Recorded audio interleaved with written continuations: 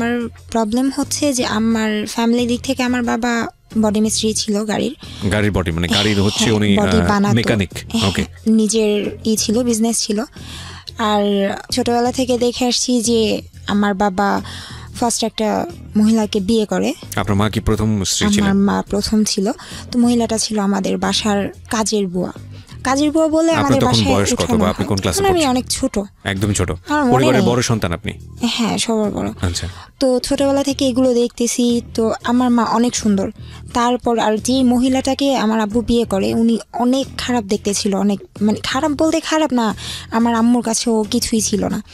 তো ছোটবেলা থেকে দেখেছি যে ওই কারণগুলোর জন্য আমার আম্মুকে অনেক টর্চার করা হতো। তো আমাদেরকে মানে বলতো যে মার সাথে থাকবা নাকি আমার সাথে থাকবা, মার সাথে থাকলে চলে যাও, কিচ্ছু দিব না, এরকম। মানে ছোটবেলা থেকে আমরা 3 বোন ছিলাম, এক ভাই, 4 জন, তখন তো ভাই ছিল না। এরকম মানে মারামারি দেখতাম, এগুলো দেখলে খুব ভয় পেতাম, কান্নাকাটি করতাম। তো এগুলো দেখতে দেখতে ছোটবেলা থেকেই আর কি নিজের মধ্যে কেমন যেন হয়ে গেছি, মানে কারোর সাথে কথা বলতাম না, খুব বদমেজাজি হয়ে গেছি। মানে এগুলো দেখতে দেখতে আর ভালো লাগতো না। আচ্ছা। পড়াশোনাটাও ঠিক মতো করতে পারি না। এত ভালো একটা আমার আব্বু এত ভালো বিজনেস করার পরেও দেখা গেছে এসএসসিটা দিলাম, আমার আম্মু নিজের মানে গোল্ড রিং সেল করে তারপর আমাকে করে এক্সাম দেয়। তো তখন ফার্স্ট আমি নাচ শেখার পর দেখলাম যে ওইখানে অনেক মেয়েরাই নাচে প্রোগ্রাম করে। আবার চিন্তা করতাম যে প্রোগ্রাম করতে যাব, বাবার সম্মানটাও তো দেখতে হয়, মানুষ খারাপ বলবে। তো এই জন্য আর ওইরকম প্রোগ্রাম করতাম না। হাতের কাজ শিখলাম, ওইখান থেকেও ভালোই, ওইখান থেকে আমাকে সার্টিফিকেট দিয়ে দেয়, মানে কারচুপি কাজের। ওইখান থেকে আমি সার্টিফিকেট পাই। এটা কি এসএসসির পরে নাকি এসএসসির আগে? এসএসসির পরে। আগে না, কাজটা শিখি, হাতের কাজটা শিখি এসএসসির আগে, মানে সমসাময়িক সময় আর কি। ওকে, হ্যাঁ, এগুলোর মধ্যেই। তারপর পার্লারের কাজ শিখি।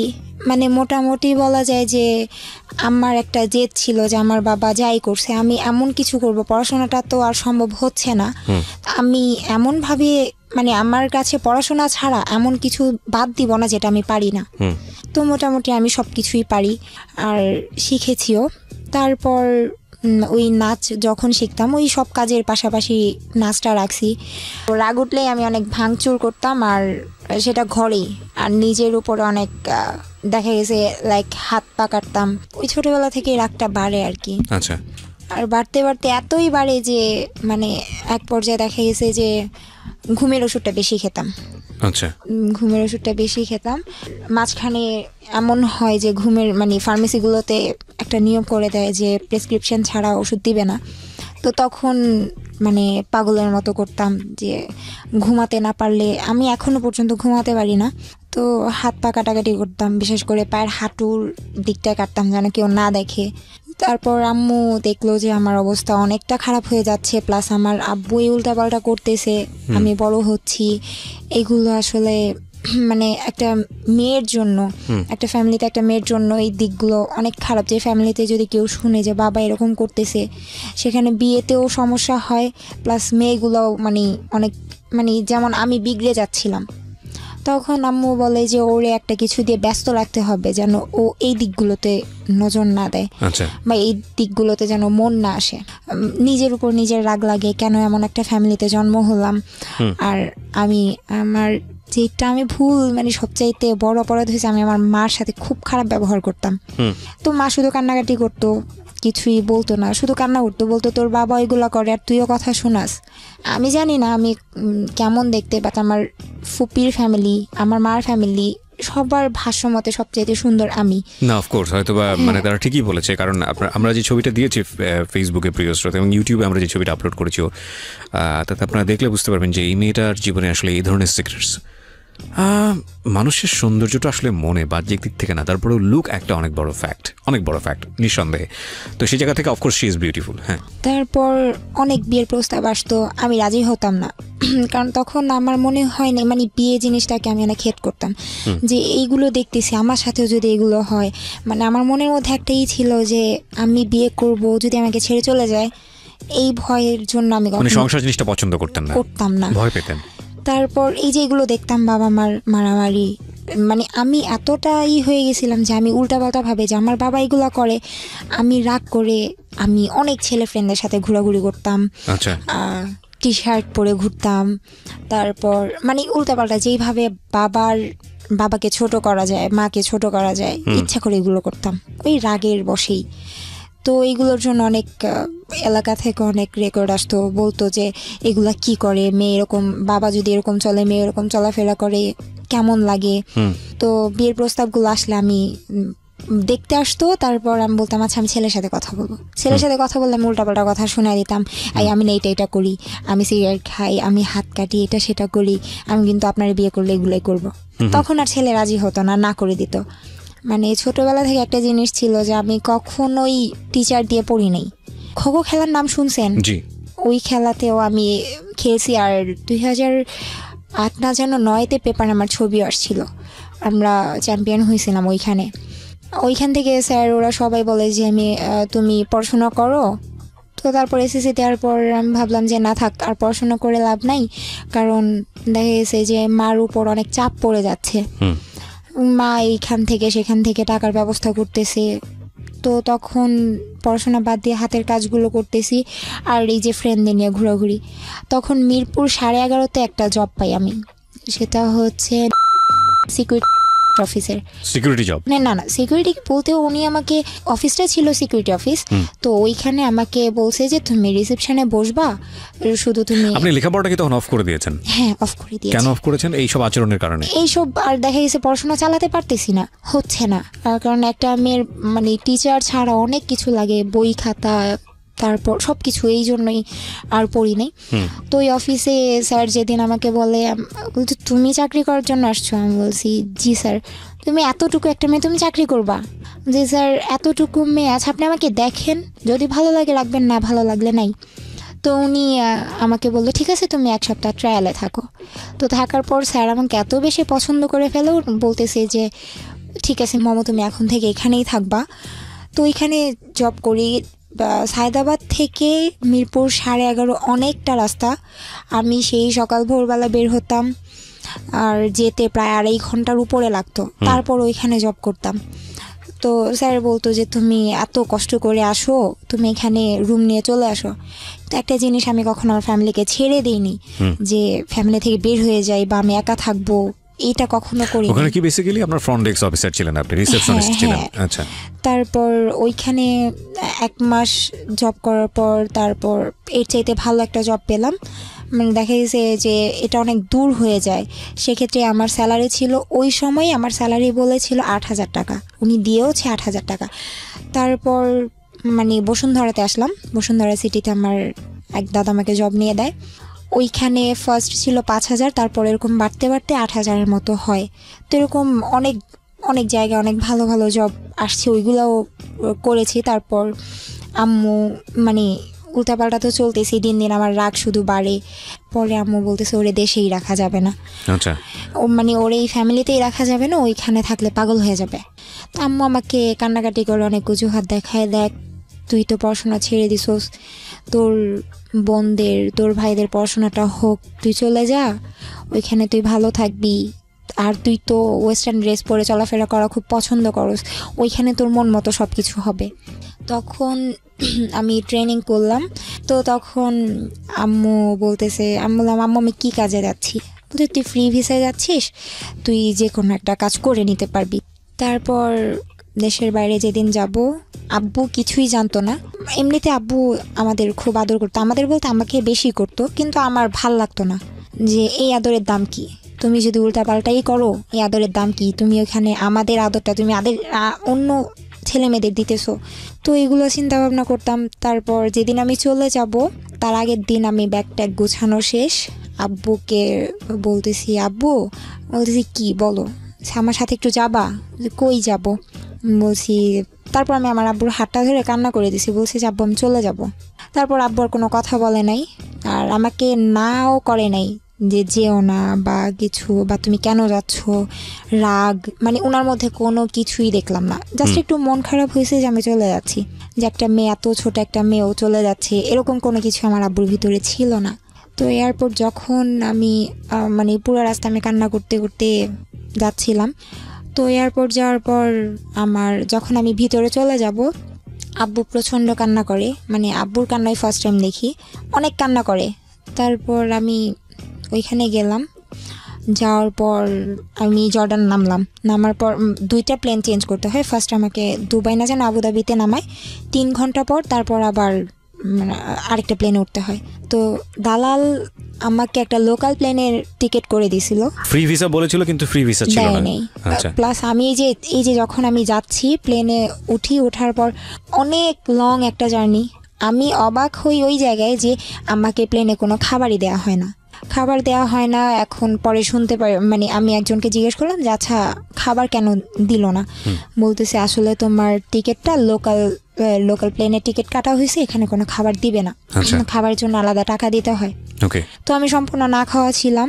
তো যখন আমি ওই দুবাই না যেন আবুধাবি নামাই প্লেনটা, তারপর 3 ঘন্টা আমি একটা বসেছিলাম, প্রচণ্ড ক্ষুধাও ছিল। তারপর একটা ছেলে বসা ছিল, ও দেখলাম যে কয়েন দিয়ে পানি নিচ্ছে, ওই যে ওইখানে মেশিনের মতো থাকে, কয়েন দিলে তারপর পানির একটা করে বোতল বের হয়।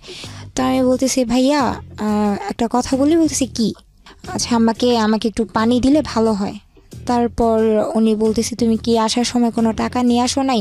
যে ভাই আমি তো কখনো দেশের বাইরে আসি নাই, আমি কিছুই জানি না। তারপর উনি আমাকে একটা পানির বোতল কিনে দেয়, ওইটা নিয়েই আমি ওইটা অর্ধেকটা খাই, আর বাকিটা আমার সাথে ছিল যে আমি আবার প্লেনে উঠবো, আবার কতটা রাস্তা কে জানে, আবার কার থেকে খাবার চাইবো বা পানি চাইবো। তো ওই সারাদিন প্রায় 6 ঘন্টার উপরে, দ্বিতীয় প্লেনে 6 ঘন্টার মতো না খাওয়া ছিলাম। তারপর একটা এয়ারপোর্ট নামায়, একজন এসে নাম ডাকার পর মানে আমরা যারা আছি তাদের সবাইকে নিয়ে একটা গাড়িতে করে চলে যায়। তারপর ওইখানে আমাকে ফার্স্ট একটা বাসায় দেয়া হয়। তো ওই বাসাটায় হয় মানে একটা প্রবলেম হয় যে একটা বাঙালি মেয়ে নিয়ে আসা হয়। ওইখানে এরকম হয় ফার্স্ট যখন কেউ যায় তখন তার কাজগুলো দেখা দেওয়ার জন্য আরেকটা মেয়ে আসে, যে সেও বাঙালি পুরনো। হ্যাঁ, ওকে, আমরা এখানে একটা বিরতি নেব প্রিয় শ্রোতা, সে কাজ সম্পর্কে বর্ণনা দিচ্ছিল। আমার একটা বাঙালি আসে, তো ও এসে আমাকে বলতেছে, মানে ও আমাকে দেখে অনেক খুশি, আমি অনেক খুশি হই যে আমি একজন বাঙালি পেলাম। পরে বলতেছে ও কি, ওর বাসা কি ওর দেশ কি ফিলিপাইন? পরে বলতেছে যে না, ও বাঙালি। মানে আপনাকে দেখে বলছিল যে আপনি ফিলিপাইনের কিনা? হ্যাঁ। তারপর বলতেছে বাঙালি। বউটা বলতেছে, মানে ওই লোকটার ওয়াইফ বলতেছে না তুমি দুষ্টামি করতেছো, বলতেছে না আমি দুষ্টামি করতেছি না, ও বাঙালি। তারপর যখন বাঙালির সাথে কথা বললাম তারপর উনি বিশ্বাস করলো। আর ওই মেয়েটা ছিল, মানে আমি যেই মালিকের বাসায় মানে কাজ করতাম, ওই মালিকের মার বাসায় এই মেয়েটা কাজ করতো, মানে মার বাসা থেকে এই মেয়েকে নিয়ে আসছে আমাকে কাজগুলো দেখা দেওয়ার জন্য। তো তখন মানে কাজ দেখায় দিচ্ছে 2 দিন 3 দিন অনেক ভালো কাটলো। তারপর আমরা সবাই মিলে ওদের বাসায় বেড়াতে গেলাম, মানে আমার মালিকের মার বাসায়, ওই বাঙালি যে ছিল ওই বাসায় কাজ করে। তো এখানে যাওয়ার পর ও আমাকে ফোন দেওয়া হয়, বলে যে তোমার ফোন আছে? আমি বলছি হ্যাঁ ফোন আছে, কিন্তু সিম কার্ড তো নেই। তো সিম কার্ড কিনে দিল। তো মানে ওই মেয়েটা, ওই বাঙালিটা, ও আর আমি একসাথে রাতে ঘুমাতাম, মানে যখন ওই বাসায় বেড়াতে যেতাম। তো আমার মালিকের মানে বেবি হয়, তো অনেক ছোট নিউবর্ন, তো এই জন্য অনেক দিন, প্রায় 15-20 দিনের মতো মার বাসায় থাকা হয়। তো এই 15-20 দিন আমি ওই বাঙালির সাথে একসাথে ঘুমাই, তো একসাথে কাজ টাজ করি দুইজনে। আর তারপর দেখতাম ও না অনেক অনেক লং টাইম ফোনে কথা বলতো। তখন বলতাম আচ্ছা তুমি বাংলাদেশে যে কথা বলো, তুমি এত টাকা কই পাও?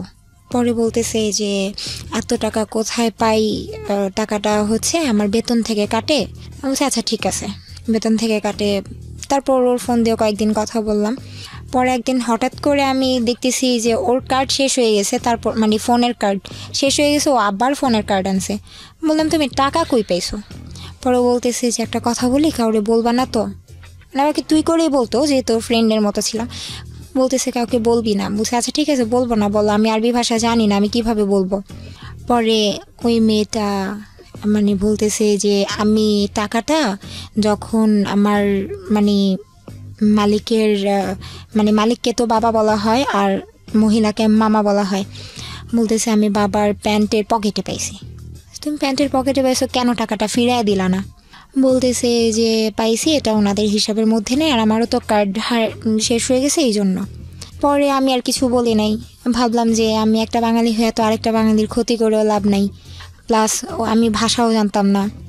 তো একটা পর্যায়ে মানে ওর সাথে চলতে চলতে এতটা ক্লোজ হয়ে যায়, ও আমাকে সব সত্যি বলে দেয় যে ও 2-1 দিন পর পরই ওই মালিকের ঘর যখন গুছাতে যেত তখন ওই মালিকের পকেট থেকে টাকা চুরি করত। আমার মালিক ফুল অনেক পছন্দ করত। তো বলতো কি যে মানে ওই বাঙালি মেয়েটা বলতো যে আমি আর মমো 2জন গিয়ে আপনার জন্য ফুল নিয়ে আসি, এইটা বলে ও আমাকে নিয়ে বাইরে যেত।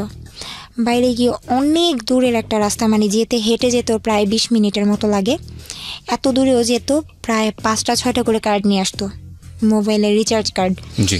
তারপর ও আমাকে বলে দেয় সবটা যে আমি এইভাবে টাকাগুলো নেই। তারপর আমি অনেক রাগ করি যে আমি এখন বলে দিব যেভাবে পারি, ওনার আমার ভাষা না বুঝুক, আমার ইশারা তো বুঝবে, আমি বলে দিব সব। তারপর মেয়েটা আমার প্রায় এক পর্যায়ে পা ধরে কান্না করে। তারপর আমি ওরে অনেক মারি, মানে আমি নিজেই ওরে মারছি। মানে অনেক রাগ লাগে আমার যে এরকম, ওর জন্য তো আমাকেও তো ভুল বুঝতে পারে যে আমি যে সত্যি কথাগুলো বলতেছি না, এই জন্য হয়তো আমারও বিপদে পড়তে হতে পারে। তো ওরে আমি মারার পর ও বলতেছে তুই আমার মারছস, আমার কষ্ট নাই, তুই শুধু বলিস না। তারপর আমার অনেক মায়া হয়, আমি আর কিছু বলি নাই। 2 দিন পরে আমরা আমাদের বাসায় চলে আসি, ওর বাসায় চলে আসার পর আমার মালিককে আমি বলতেছি যে আমার যেই কার্ড দেওয়ার কথা, আমার ফোনে তো টাকা নেই, আমার ফোনের কার্ড দেন। উনি বলতেছে যে তোমার কার্ড কেন দিব, তুমি তো কার্ড নিছই। কার্ড নিছি মানে আমি ওনারে যেভাবে পারতেছি বুঝায় বলতেছি, তখন ইংলিশে যতটুকু পারতেছি বুঝাইতেছি, প্লাস সাথে আরেকটা মেয়ে ছিল নিচতলায় কাজ করতো, তো ওনারে দিয়ে বুঝাইতেছি।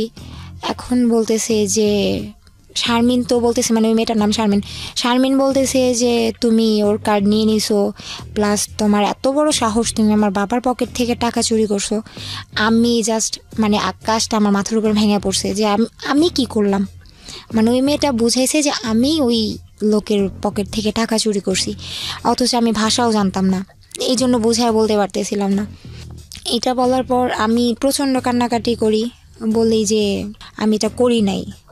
পরে উনি বলতেছে যে ওনাদের পাশে একটা ফ্ল্যাটের কাজ চলতেছিল, উনি বলতেছে যে ওরে নিয়ে এই ফ্ল্যাটের মধ্যে বন্ধ করে রাখো, আগামীকালকে পুলিশ আসবে, তারপর যা হওয়ার হবে। বেসিক্যালি আপনার কাজটা কি ছিল এখানে? বাসার কাজ। তো মানে আমি তো প্রথম মানে ওইখানে নতুন, যেহেতু মাত্র 15 দিন হয়েছে আমি আসছি, এর মধ্যে এত কাহিনী হয়ে গেছে। তো ওনার আমি বুঝাইতেই পারতেছি না যে আসলে এই কাজটা আমি করি নাই। আমি ওনাকে বোঝানোর ট্রাই করতেছিলাম যে আসলে আপনাদের এখানে দোকান কই, আমি তো চিনিই না। ও আমাকে নিয়ে গেছে দোকানে, আর ওই দোকানদারের কাছে আপনি একবার চলেন, আপনি জিজ্ঞেস করেন কার্ড কে নিত, আমি না ও। আসলে কথাগুলো তো বুঝায় বলতেই পারি নাই। বুঝায় বলতে পারলে হয়তো বা উনি দোকানদারকে জিজ্ঞেস করলে দোকানদার সত্যিই বলতো। তো আমি ওনারে কিচ্ছু বলতে পারতেছি না, উনি জাস্ট আমাকে হাত ধরে টেনে পাশের ফ্ল্যাটে নিয়ে তালা মেরে দেয়। তারপর আমি অনেক কান্নাকাটি করি। ওই খালি রুমটার মধ্যে, এত বড় একটা ফ্ল্যাটের মধ্যে, মানে শুধু মার কথা মনে পড়তেছিল যে মার সাথে এত খারাপ ব্যবহার করছি। তো শুয়ে শুয়ে শুধু কান্না করতেছিলাম। তো কখন সকাল হবে, সকালে কি হবে এটার জানার জন্য। তো অনেক রাত হয়ে যাওয়ার পর দেখে যে আমি অনেক কান্নাকাটি করতেছি, ওনারা এনে আমাকে ওই ফ্ল্যাট থেকে এনে ওনাদের পাশে একটা রুমের মধ্যে আবার তালা মেরে দেয়। তালা মারার পর সকাল 10টা বাজে, আমি কান্না করতে করতে কখন ঘুমাই গেছি আমি বলতে পারি না। পরদিন সকাল 10টা বাজে আমার ঘরের তালাটা খুলে, আমি টের পাইনি, আমি ঘুমাইছিলাম। তো হঠাৎ করে মানে আমি ফিল করি যে আমার বুকের উপরে কেউ পাড়া দিয়ে দাঁড়ায় আছে। সেটা হচ্ছে ওই যেই মেয়ের বাসায় আমি গেলাম, মানে আমার মালিকের বাবা, ওই মেয়েটার মালিক এসে আমার বুকের উপরে পাড়া দিয়ে দাঁড়াইছে। তারপর আমি সহ্য করতে পারতেছিলাম না, উনি আমাকে ধরে উঠানোর পর উনি আর ওনার ওয়াইফ মিলে, মানে আমার মালিক কিছু বলে নাই, আমার মালিক শুধু গালাগালি করতেছিল। আর ওই মেয়ে, আমি তাকায় দেখতেছিলাম ওই মেয়েটা খুব ভালো পোশাক পরে হাসতে হাসতে আসতেছে। ওর ভাষা মানে ওরে আমি বাংলায় বলতেছি যে প্লিজ তুই এই কাজটা করিস না, তুই সত্যিটা বলে দে আমি এটা করি নাই। ও বারবার বুঝাইতেছিল যে আমি টাকা চুরি করছি।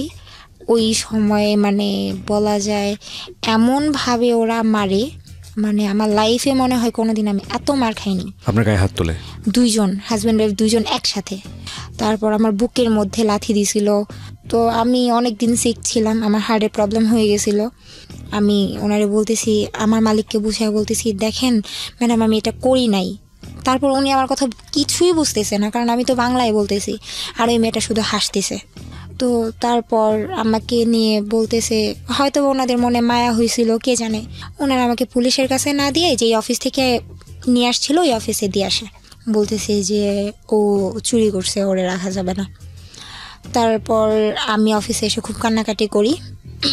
তারপর বাংলাদেশে ফোন দেওয়া হয় ভিডিও কলে। বাংলাদেশের যেই দালাল আমাকে পাঠাইছে ওই দালালের কাছে ফোন দেওয়া হয়, কিন্তু দালাল আমার সাথে কথা বলে না, আমার আম্মুকে ডাক দিয়ে আনে।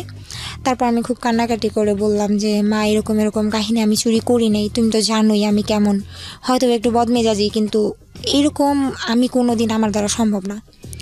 তারপর বলতেছি ঠিক আছে মা, দেখি কি করা যায়। তারপর থেকে আর আমার আম্মু আব্বু কারোর সাথে কথা হয় না। তারপর একটানা 10 দিন এই অফিসে, একটা অফিসের মধ্যে 3টা পুরুষ থাকে, 3টা পুরুষের মাঝখানে এইভাবে বসে থাকা, সারা দিন না খেয়ে বসে থাকা। রাতে এই 10 দিন আমাকে সারাদিন অফিসে রাখতো, আর রাত হলে মানে যে কোনো একটা বাসায় নিয়ে যেত। ওই বাসায় আমাকে বলতো যে রাতটা এখানে থাকো, সকালে আমি আবার নিয়ে যাব। তো এক এক বাসায় দিয়ে আসতো। আমার মনে আছে যে আমি এমনও বাসায় আমাকে দিয়ে আসছে যে বাসায় ওয়াশরুমের পাশে বিছানা করে শুতে দিয়েছে। আর প্রচণ্ড ঠান্ডা ছিল, মানে শীতের দিন ছিল, আর ওই দিকে তো এমনিতে অনেক ঠান্ডা, মানে ওই অবস্থাতে সহ্য করতে পারতাম না। একটানা 10 দিন এরকম, মানে কোনো রকম খাবার তো খেতে পারতাম না, ঘুমাতে পারতাম না, অনেক ঠান্ডা ছিল। কারণ ওদের হিটার ছিল রুমের মধ্যে, আমাকে শুতে দিত ঘরের বাইরে ওয়াশরুমের পাশে, ওইখানে কোনো হিটার ছিল না। ওইভাবেই 10 দিন থাকার পর ওরা আমাকে বাংলাদেশে পাঠিয়ে দেয়।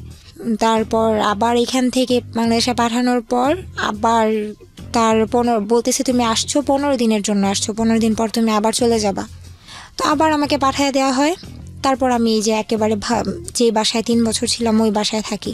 তো ওই বাসার মালিক এমনিতেই খুব ভালো, মানে মহিলাটা অনেক ভালো ছিল, ওনার কাছে আমি সব কিছু বলি।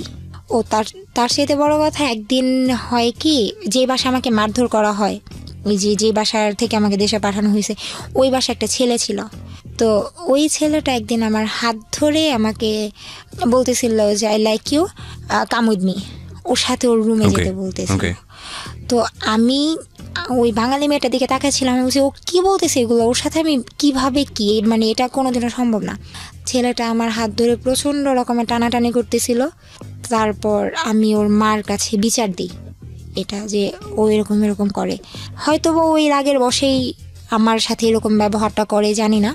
তো তারপর যখন আমি নতুন বাসায় আসি, মানে বাংলাদেশ থেকে আবার যখন নতুন বাসায় আসি, তখন ওই মালিক বলে যে তুমি ওই বাসায় কেন থাকতে পারলা না, তোমাকে কেন রাখলো না। তারপর আমি সব কিছু বলি, সাথে এই ছেলের কাহিনীটাও বলি যে এই ছেলেটা আমার সাথে এরকম এরকম করে। পরে উনি বলতেছে যে আচ্ছা ঠিক আছে, আমার বাসায় কোনো ছেলে নেই, শুধু আমার হাজব্যান্ড আর আমার 2টা ছেলে হচ্ছে ছোট ছোট, আর একটা মেয়ে। তো ওইখানেও সেম আরেকটা বাঙালি আসে, মানে তার মার বাসায় যে কাজ করে ওই বাঙালি আসে আমাকে কাজ বুঝিয়ে দেওয়ার জন্য। তো ওই বাঙালিটা অনেক বয়স্ক মুরব্বী ছিল, উনি আমাকে কাজ টাজ দেখায় দেয়। তো ওই সময় আমাকে ফোন দেওয়া হয়, বলে যে তুমি ওয়াইফাই কাকে বলে, তখন আমি বুঝতাম না। তো এখানে আসার যখন বুঝি যে ওয়াইফাই কি, তখন আমি একদিন ওনাকে বলি যে ম্যাডাম আপনার, তখন তো মোটামুটি আরবি ভাষা জানি, তখন বলতেছি ম্যাডাম আপনার ওয়াইফাই পাসওয়ার্ডটা আমাকে দেন। উনি দিবে না, উনি বলতেছে যে এত টাকা খরচ হয়, এটা হয় সেটা হয়, দেয়া যাবে না, তুমি সারাদিন মোবাইল নিয়ে পড়ে থাকবা।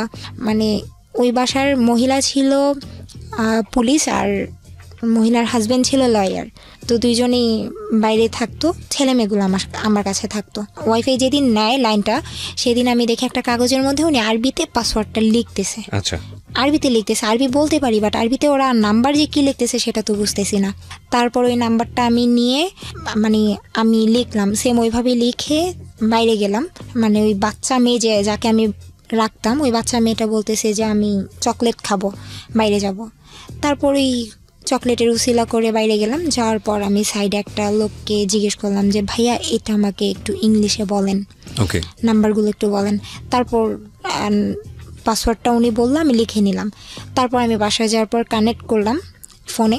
আমি তো অনেক খুশি যে এখন থেকে সবসময় কথা বলতে পারবো। তো এরকম করে হঠাৎ করে একদিন আমার মালিক বুঝে যায় যে আমি ওয়াইফাই চালাচ্ছি। আচ্ছা, হঠাৎ করে আমার ফোনটা নিয়ে ভেঙে ফেলে, একেবারে গুঁড়ো গুঁড়ো করে ফেলে, চালাতে দিবে না উনি। এই ওয়াইফাইটা আপনি কেন চালাতেন? আমার আম্মুকেও দেখতেছি যে ওই ইমো নামানোর পর ইনস্টল মানে করার সবার পর সঙ্গে communication টা সবার অনেক সাথে বেশি কথা easy হয়ে হচ্ছে। গেছে। Okay. প্লাস ফেসবুকটা তখন নতুন ফেসবুকটা বুঝি, আর ফেসবুকের নেশাটা এরকম একবার মাথায় ঢুকলে তো বের হতেই চায় না।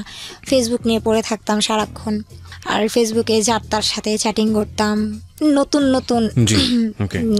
যা হয় আর কি। তারপর আবার আমি ফোন কেনার পর ওয়াইফাই আবারও কানেক্ট করার পর তখন অনেক লুকায় চালাতাম। মালিক আসলে ওয়াইফাইটা অফ করে রাখতাম যেন না বুঝে।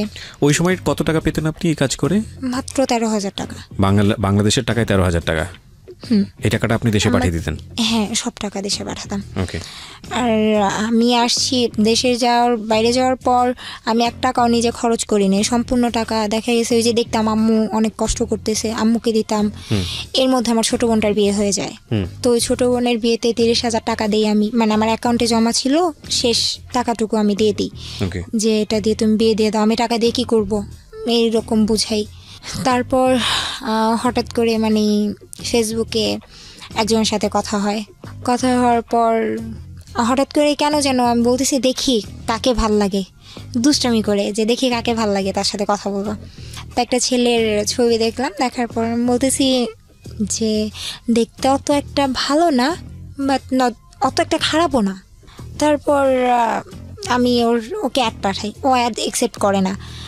অ্যাকসেপ্ট না করার পর তারপর হঠাৎ করে একদিন আমি ফোন নাম্বারটা চাইলাম যে আপনি এত করেন, দেমাগ কেন দেখান। বলতেছে দেমাগের কি দেখলেন? বলতেছে আপনি কি ভাবেন আপনি দেখতে অনেক সুন্দর, আপনি দেখতে অনেক পচা। পরে বলতেছে তাহলে কেন নক করছেন?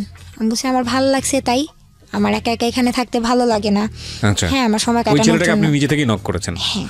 আচ্ছা, আমি বললাম যে আমার সময় কাটানোর জন্য একজনকে দরকার, আমি তো আপনার সাথে প্রেম করবো না, আমি আপনার সাথে ফ্রেন্ডশিপ করার জন্য নক করছি। আচ্ছা। তারপর বলতেছে আচ্ছা ঠিক আছে। তো যখন বললাম আমি দেশের বাইরে, উনি বিশ্বাস করেনি। তারপর হঠাৎ করে একদিন আমি বলছি আচ্ছা ঠিক আছে লাইনে থাকো। লাইনে রেখে আমি আমার মালিকের সাথে আরবিতে কথা বললাম। তো ও আমার ভাষা শোনার পরে ও একেবারে মানে পাগল হয়ে যায়, বলতেছে যে তুমি এত সুন্দর করে আরবি বলতে পারো, তুমি যখন আরবিতে কথা বলতেছিলা আমি আসলে ভুলে গেছিলাম যে আসলে তুমি বাঙালি না, ওই দেশের আরবিয়ান। আর সবচেয়ে বড় কথা ওই দেশের কেউ বিশ্বাস করতো না যে আমি বাঙালি। আচ্ছা। সবাই বলতো যে হয়তো বা ফিলিপিনি আর নয়তো অন্য কোনো জায়গার, বিশ্বাস করতো না। তারপর আমিও বলতাম হ্যাঁ আপনারা যা ভাবেন তাই আমি। আচ্ছা। তারপর এই যে ওর সাথে ফোনে কথা হতে থাকে, তো তখন আমি শুনতে পারি যে ছেলেটার নাম কি ছিল? ছেলেটার নাম, ঠিক আছে। তো ওর সঙ্গে আপনি নক দিয়েছিলেন এবং আপনি কথাবার্তা বলছেন ওর সঙ্গে? কথা বলতে থাকি। ওকে। তারপর আমি একটা পর্যায়ে যে শুনতে পাই যে ও আমাকে বলতো, ওর সাথে ফ্রেন্ডশিপ ছিল মনে হয় সর্বোচ্চ গেলে 1 সপ্তাহ। আচ্ছা।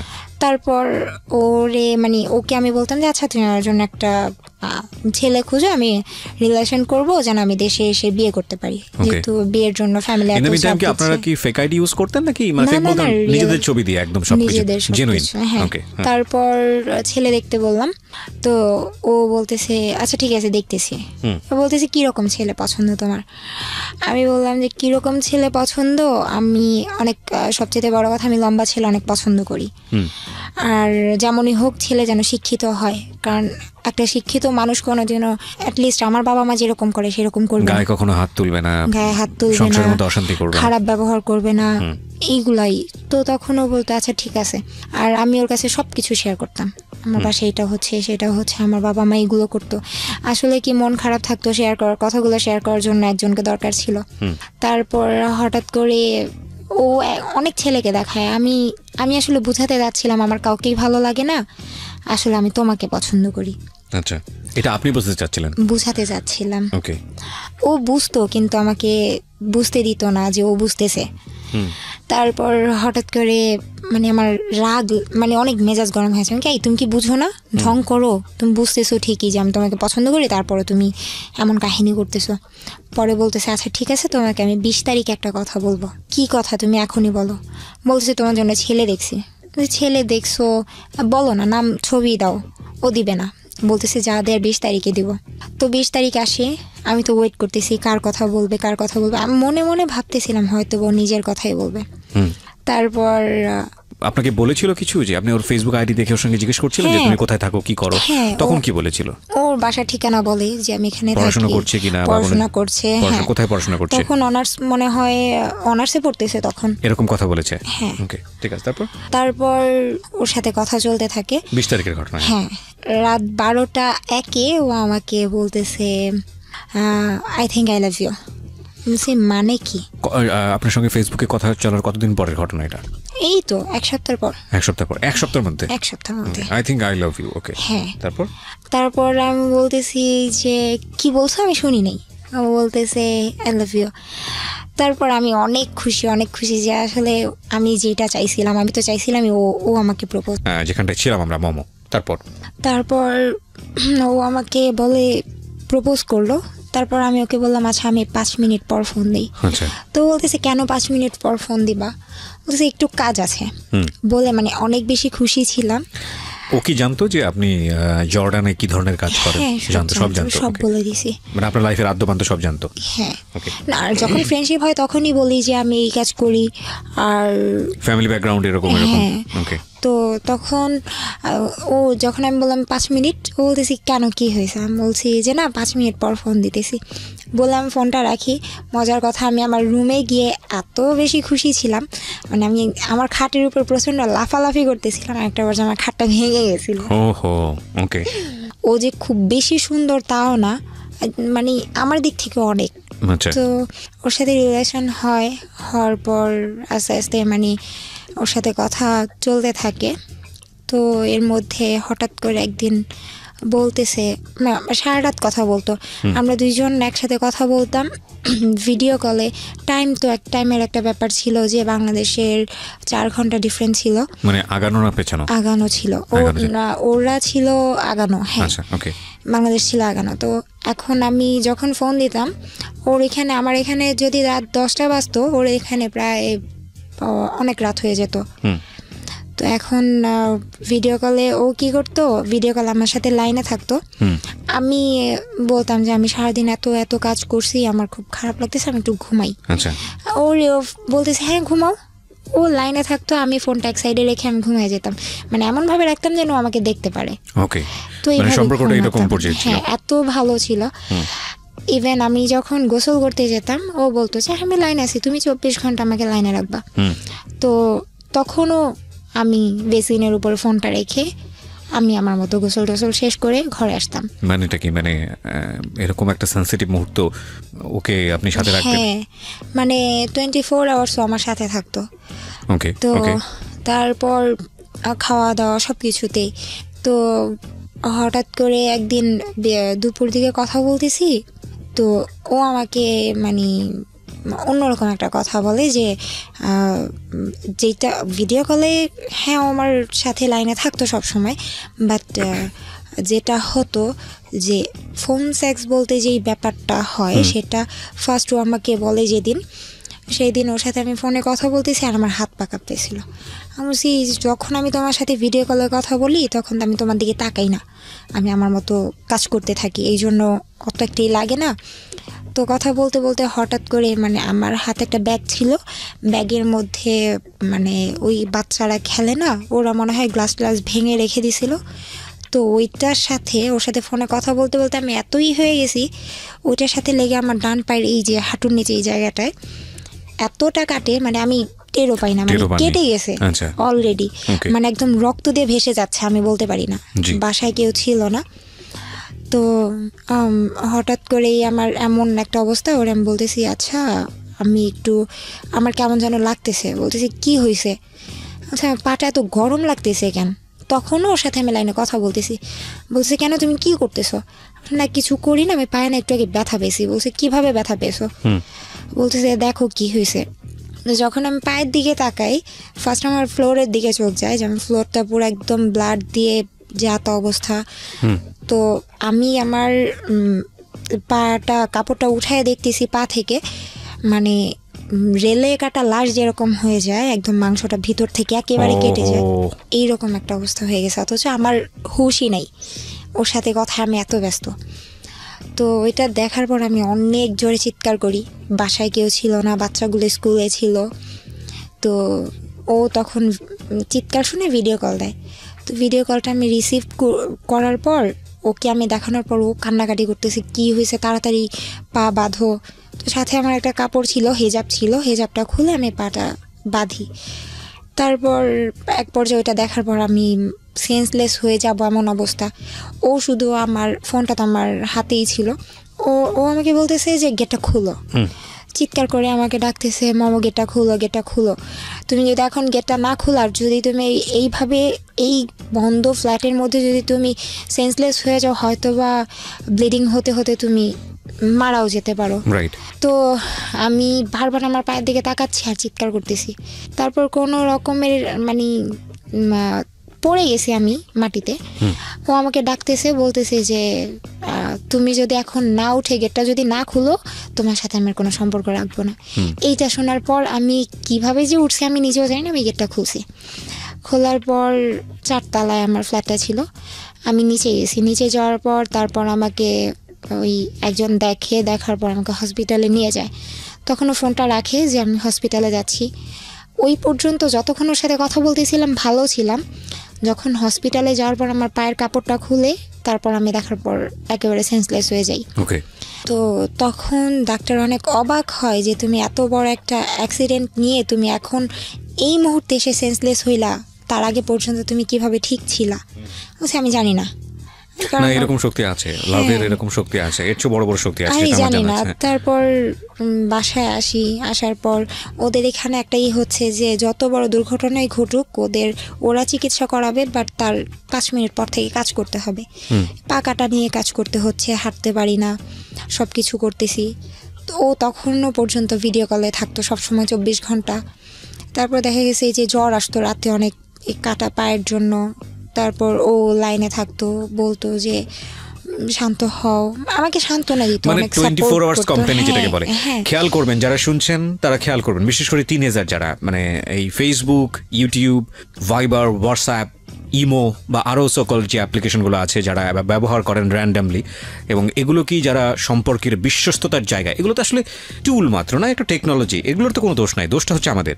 সো সিক্রেটস যেহেতু, তার মানে বুঝতেই পারছেন ঘটনা অন্যদিকে মন নেবে। অবশ্যই খেয়াল রাখবেন যে সম্পর্কের যে জায়গাটায় ওরা আছে সেটা হচ্ছে সবচাইতে পবিত্রতম ফিলিংস, এবং সবচাইতে পবিত্রতম ফিলিংস বলতে আমি যেটা বোঝাচ্ছি না, সৃষ্টিকর্তার প্রতি যে ফিলিংস আমাদের থাকে সেটা হচ্ছে সবচেয়ে পবিত্র ফিলিংস।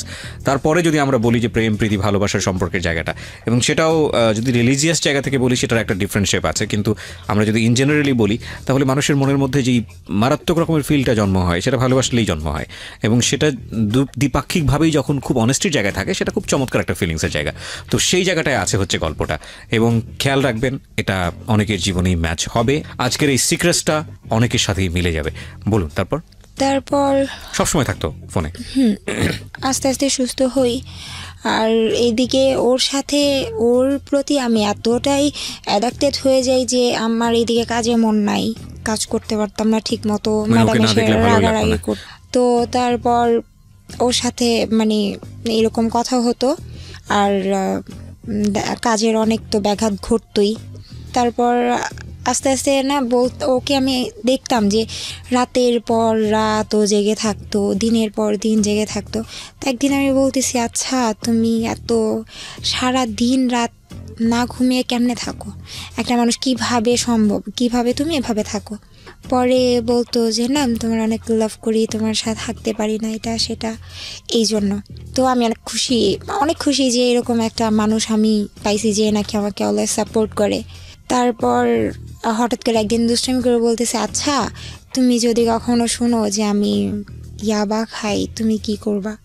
তো তখন আমি খুব বেশি চিৎকার করে কান্নাকাটি করি, আর নিজে নিজে বলতে থাকি যে কি করলাম আমি, এটা যে আমার লাইফে একজনকে লাভ করলাম, সেও ছেলেটাই বলছিল যে আমি যদি ইয়াবা খাই তখন কি করবা, মানে আমাকে বুঝাতে যদি। তো তখন আমি অনেক কান্নাকাটি করি। পরে বলছে, এই বোকা মেয়ে, শোনো, আমি অনেক সুন্দর করে গুছায় মিথ্যা কথা বলতে পারি। তো বলছি, গুছায় মিথ্যা কথা বলতে পারি মানে? বলছে, এই যে মাত্র মিথ্যা কথা বললাম, তুমি ধরতেও পারলা না, দুষ্টামি করলাম। তো এরকম মাঝে মাঝে অনেক কিছু দুষ্টামির মাধ্যমে আমাকে অনেক কিছু বলতো। তারপর ও বলতেছে, তারপর আমি বলতেছি আচ্ছা তুমি না ঘুমায় কিভাবে থাকো, তারপরে সত্যি কি তুমি আবার খাও? বলতেছে আরে বোকা না, আমি এসব করি না। তারপর রিলেশন যখন আস্তে আস্তে ডিপ হতে থাকে, তো একটা পর্যায়ে ও আমার কাছে সব কিছু স্বীকার করে যে হ্যাঁ আমি এটা করি। তো তখন আমি বলছি দেখো আমি তোমাকে এতটাই লাভ করে ফেলছি, এখন তুমি যদি এর চাইতেও বড় কিছু করো আমি তোমাকে ছাড়তে পারবো না, বাট তুমি এটা ছেড়ে দাও। পরে ও আমার সাথে রিলেশনের পর ও বলতেছে আমি এখন অনেক হ্যাপি, আমি আগে অনেক একা ছিলাম, তুমি আসার পর অনেক ভালো আছি। তো আমিও খুশি, ও খুশি, দুইজনে খুব ভালো চলতেছে। ওর ফ্রেন্ডদের সাথেও আমার কথা হতো, গ্রুপ চ্যাট হতো, সবাই একসাথে কথা বলতাম, ফোনে কথা বলতাম, তো দুষ্টামি করতাম। এখন ও আবার আমাকে ওর লাইফের কিছু স্টোরি বলতো, একটা মেয়েকে অনেক লাভ করতো, মেয়েটাকে ওর সাথে অনেক কিছু হয়েছে।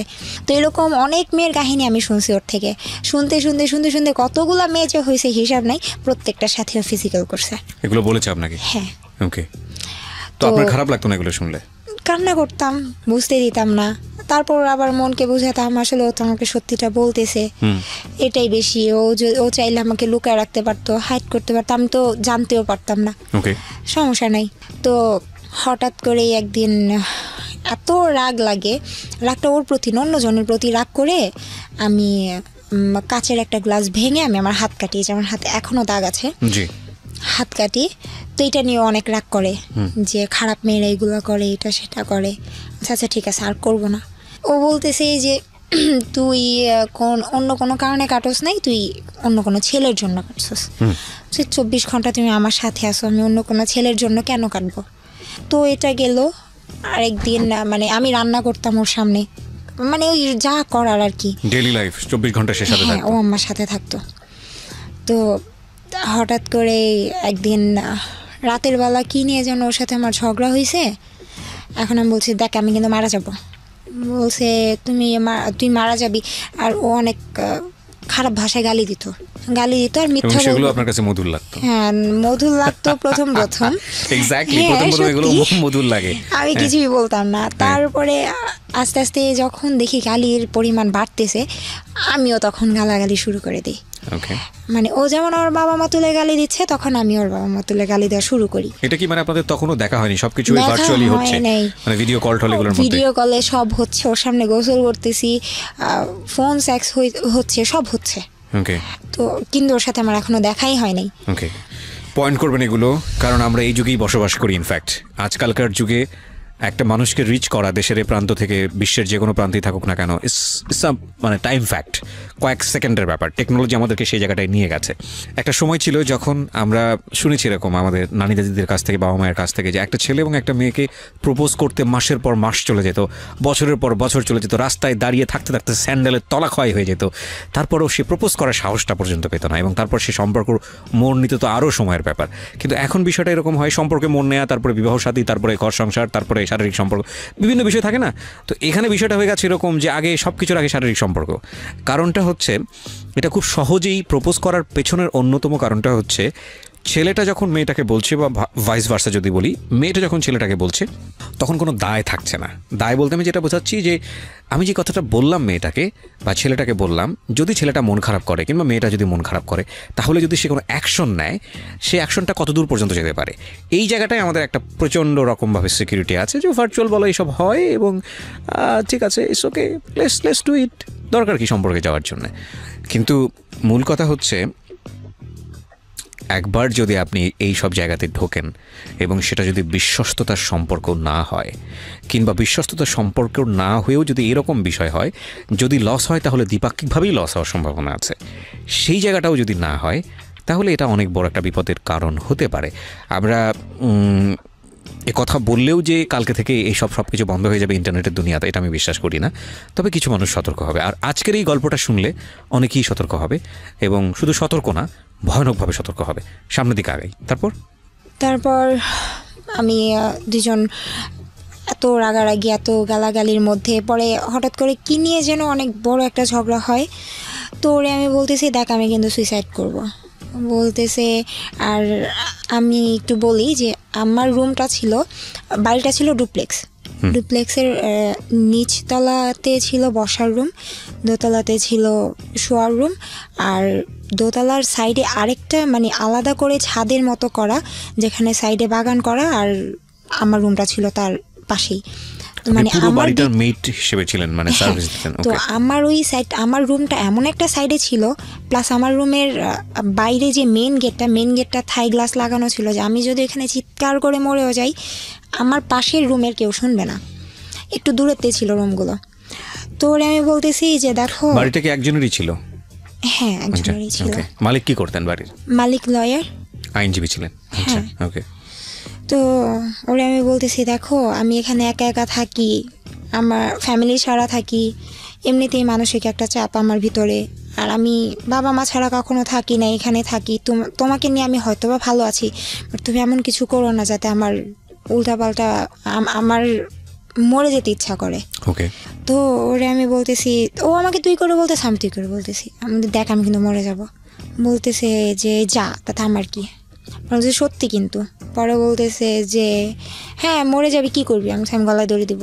পরে বলতেছে আচ্ছা ঠিক আছে, গলায় দড়ি দিবি, পারলে আমার সামনে দে, সব কিছু তো আমার সামনে করো, সেটা আমার সামনে কর। বলছি আচ্ছা ঠিক আছে করব। তো আমি নিচের কাজটা শেষ করে ম্যাডামকে বিদায় দিলাম। বললাম যে ম্যাডাম আমি এখন ঘুমাবো, আমার অনেক খারাপ লাগতেছে, আমি একটু যাই, শরীরটা খারাপ। বলতেছে আচ্ছা ঠিক আছে চলে যাও। এগুলো কি আপনি আরবিতে বলতেন? হ্যাঁ, সম্পূর্ণ আরবিতে। আমি এখনো পুরো সম্পূর্ণ আরবিতে কথা বললে হয়তো কেউ বুঝবেই না আমি বাঙালি না আরবিয়ান। ওরে বাবা, এগুলো শিখেছেন কিভাবে আপনি, কোত্থেকে? জানি না, আমি মানে আমার মানে কোনো কিছু শুনলে, কোনো কিছু দেখলে খুব সহজেই ওটা আমি আয়ত্তে আনতে পারি। তারপর ম্যাডামকে বললাম, বলার পর এখন ম্যাডাম বলতেছে যে তোমার মুখটা এমন লাগতেছে কেন, তুমি কি দেশে কথা বলছো, তোমাকে দেশে টাকা পাঠানো লাগবে? না আমার টাকা পাঠানো লাগবে না। তো আরবিতে কথাটা বলার পরে আমি বলছি আমি যদি না থাকি আমি টাকা দিয়ে কী করবো? বাংলায় বলছি কথাটা, আরবিতে ওইটা বলার পর বাংলায় এটা বলছি। ওকে, আমরা এখানে একটা বিরতি নেব, প্রিয় শ্রোতা শুনতে যাচ্ছেন। আমি কথা না বাড়িয়ে তার কাছে আবারও ফিরছি। আমাদের চ্যানেলটির ঠিকানা হচ্ছে youtube.com/dfm904। আমি আবারও বলি youtube.com/dfm904। আনফর্চুনেটলি আমাদের কন্টেন্ট অনেকগুলো ফেক চ্যানেলে আপলোড হয়। আমি বেশ কয়েকটি চ্যানেলের নাম এখানে বলতে পারি, যেগুলো আমরা খুব কঠিনভাবে এখন মনিটর করছি। আমরা আপনাদেরকে বিনীতভাবে অনুরোধ করছি যে আপনারা আমাদের কোনো কন্টেন্ট নিজের চ্যানেলে আপলোড করবেন না, কেউ কোনো ব্যক্তিগত চ্যানেলে আপলোড করবেন না, বিশেষভাবে আপনাদেরকে অনুরোধ করছি। আর যদি এটা কন্টিনিউসলি করতে থাকেন তাহলে আমি যেটা দেখলাম যে আপনাদের অনেকেরই চ্যানেল আছে যেগুলো আপনারা আমার পুরনো অনুষ্ঠান যেগুলো ছিল অন্য রেডিওতে সেগুলো আপলোড করেছেন, এখানকারগুলো আপলোড করেছেন, আপনারা চ্যানেল অনেক দিন ধরে চালাচ্ছেন। আমরা যেটা করব, রিপোর্ট করে আপনার চ্যানেলটি বন্ধ করে দেবো, এবং সেটা আমরা আমাদের অথরিটি থেকে খুব সহজেই করতে পারি। আমরা চাচ্ছি আপনারা যারা এই কাজগুলো করেছেন অনেকদিন ধরে হয়তো এক ধরনের সার্ভিস দিয়ে গেছেন, পয়সাপাতি হয়তো ইনকাম করেননি অনেকেই এসব দিয়ে, তারপরেও আপনাদেরকে বিনীতভাবে রিকোয়েস্ট করছি আমাদের কন্টেন্টগুলো আপলোড না করার জন্য, কারণ এতে করে আমাদের নিজের যে চ্যানেলটি আছে সেটার সমস্যা হচ্ছে, বিভিন্ন রকমের লিগ্যাল প্রবলেম হচ্ছে। তো সেই জায়গাটা থেকে আমরা আপনাদেরকে বিনীতভাবে রিকোয়েস্ট করছি, যদি আপনারা আপনাদের নিজের চ্যানেলটি হারাতে না চান তাহলে আপনারা আমাদের কন্টেন্ট আপলোড থেকে বিরত থাকুন। ওকে, আমাদের চ্যানেলটি হচ্ছে www.youtube.com/dfm904। আমি আবারও বলছি youtube.com/dfm904। প্লিজ এই চ্যানেলটি ছাড়া অন্য কোনো চ্যানেল ঢাকা এফএম-এর এই প্রোগ্রামগুলোর জন্য আপনারা সাবস্ক্রাইব করবেন না। ওকে, আমাদের চ্যানেলটি সাবস্ক্রাইব করার পরে অবশ্যই নোটিফিকেশনটি অন করে নেবেন, যেখানটায় ছিলাম। তারপর তো ম্যাডাম বলতেছে এই তুমি বাংলায় কি বললা, তুমি কি আমার গালি দিলা? তো বলতেছি যে ম্যাডাম আমি আপনাকে অনেক লাভ করি। ম্যাডাম আমাকে অনেক আদর করতো, কারণ দেখা গেছে আমি যখন ফ্রি টাইম থাকতো কাজের তখন আমি ম্যাডামের পাশে বসে থাকতাম, মানে আমার মায়ের মতো। আমার মাকে কোনো দিন এতটা সেবা করিনি যতটা ওনাকে করছি, আর আমি ওনাকে অনেক জ্বালাতাম, মানে ওনার ছেলে মেয়ে যেভাবে জ্বালাতো আমিও জ্বালাতাম। তো উনি বলতো যে আমার 3টা না 4টা ছেলে মেয়ে, 2 মেয়ে 2 ছেলে। তো উনি বলতেছে তুমি আমার গালি দিলা? বলছে আমার এত বড় সাহস আছে আমি আপনাকে গালি দিব? বলতেছে আচ্ছা ঠিক আছে যাও ঘুমাও। তারপর আমি বিদায় টিদায় দিয়ে ঘুমাতে গেলাম। তো তখন আমি বলতেছি, তখনও কিন্তু লাইনে অডিও কলে, মানে যখন সামনে কেউ থাকে তখন অডিও কলে থাকে, আর আমি যখন একা থাকি তখন ভিডিও কলে। এখন কি অবস্থা আছে? আপনার ফোনে কি আছো? না না, ওকে ফাইন, ফোন অফ হয়ে গেছে। তো তারপর আমি উপরে যাওয়ার পর মানে ম্যাডাম বুঝতে পারছিল হয়তোবা যে আমার মন খারাপ। তো আমি উপরে যাওয়ার 5 মিনিট পরে উনি আমার পিছিয়ে যায় আর আমার মেন গেটের দরজাটা নক করে। আমি বলছি আপনি কেন আসছেন? আমি গেট বন্ধ করে দিলাম, আমি তো ঘুমাবো।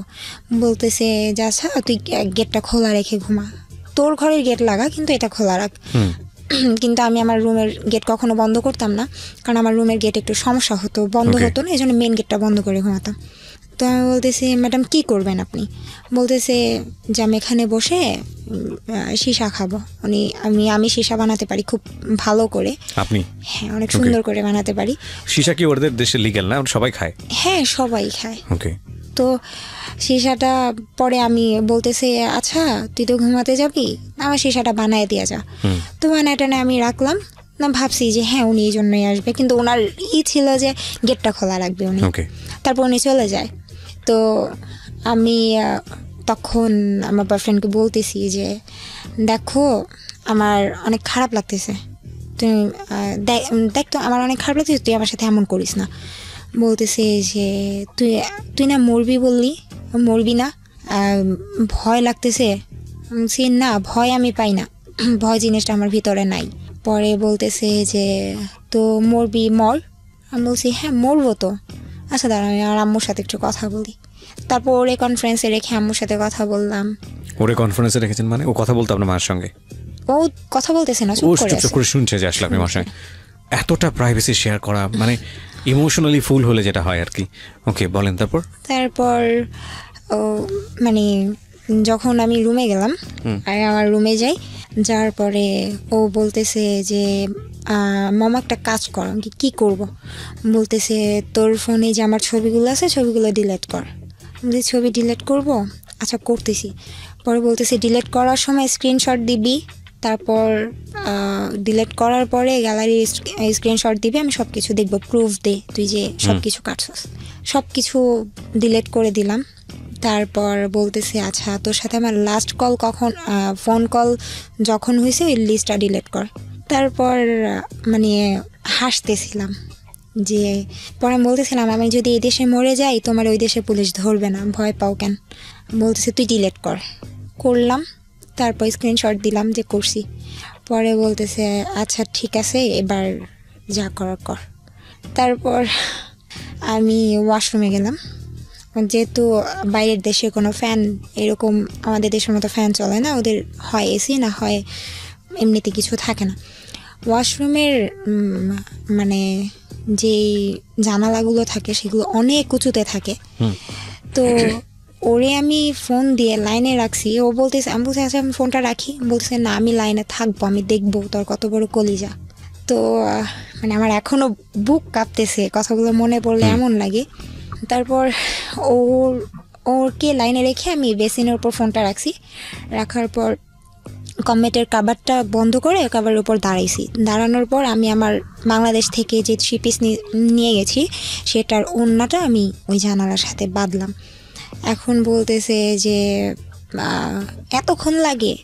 তারপর বাঁধার পরে একদম এক পর্যায়ে ফাঁসি যেভাবে দেয় সেভাবে পুরোপুরি শেষ।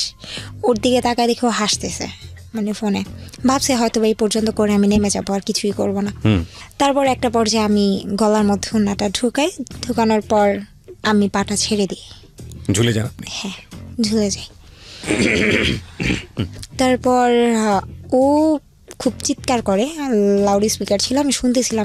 মামার নাম, ওইখান থেকে নাম তুই। তো আমি ওইখান থেকে যে নামবো, আমি তো পায়ের নিচে কোনো টুল দিয়ে নাই, আমি কমেটের উপরে দাঁড়ায় নিছি। এখন ওই পর্যন্ত পাটা আমার যাবে না, আমি নামতে পারবো না। আর আমি যে হাত দিয়ে ওড়নাটা খুলবো ওইরকম কোনো মানে স্কোপ ছিল না। তো আমার এমন অবস্থা হয়ে গেছে, ও ভয়ে ও ফোনটা কেটে দিছে। ও এটা ভয় পাইতেছিল যে কেউ যদি এসে দেখে ও লাইনে হয়তো ওর নামে কেস হবে, আর এই জন্য ও সবার আগে ওর ছবিগুলোর কলেজ সব কিছু ডিলিট করছে। করার পর জানি না হয়তো বা কপালে মরণ নাই, তার ওই যে ম্যাডাম রুম খোলা রাখছে, ম্যাডাম আসছে, আসার পর দেখতেছে যে আমার অবস্থা একেবারে খারাপ হয়ে গেছে। উনি তো চিৎকার দিয়ে সাথে সাথে এসে উনি কমেটের উপর দাঁড়ায়, তারপর কেচি দিয়ে ওনাটা কেটে ফেলে, কারণ খোলার মতো অত সময় ছিল না। তো আমাকে নামানোর পর আমি সাথে সাথে সেন্সলেস হয়ে যাই।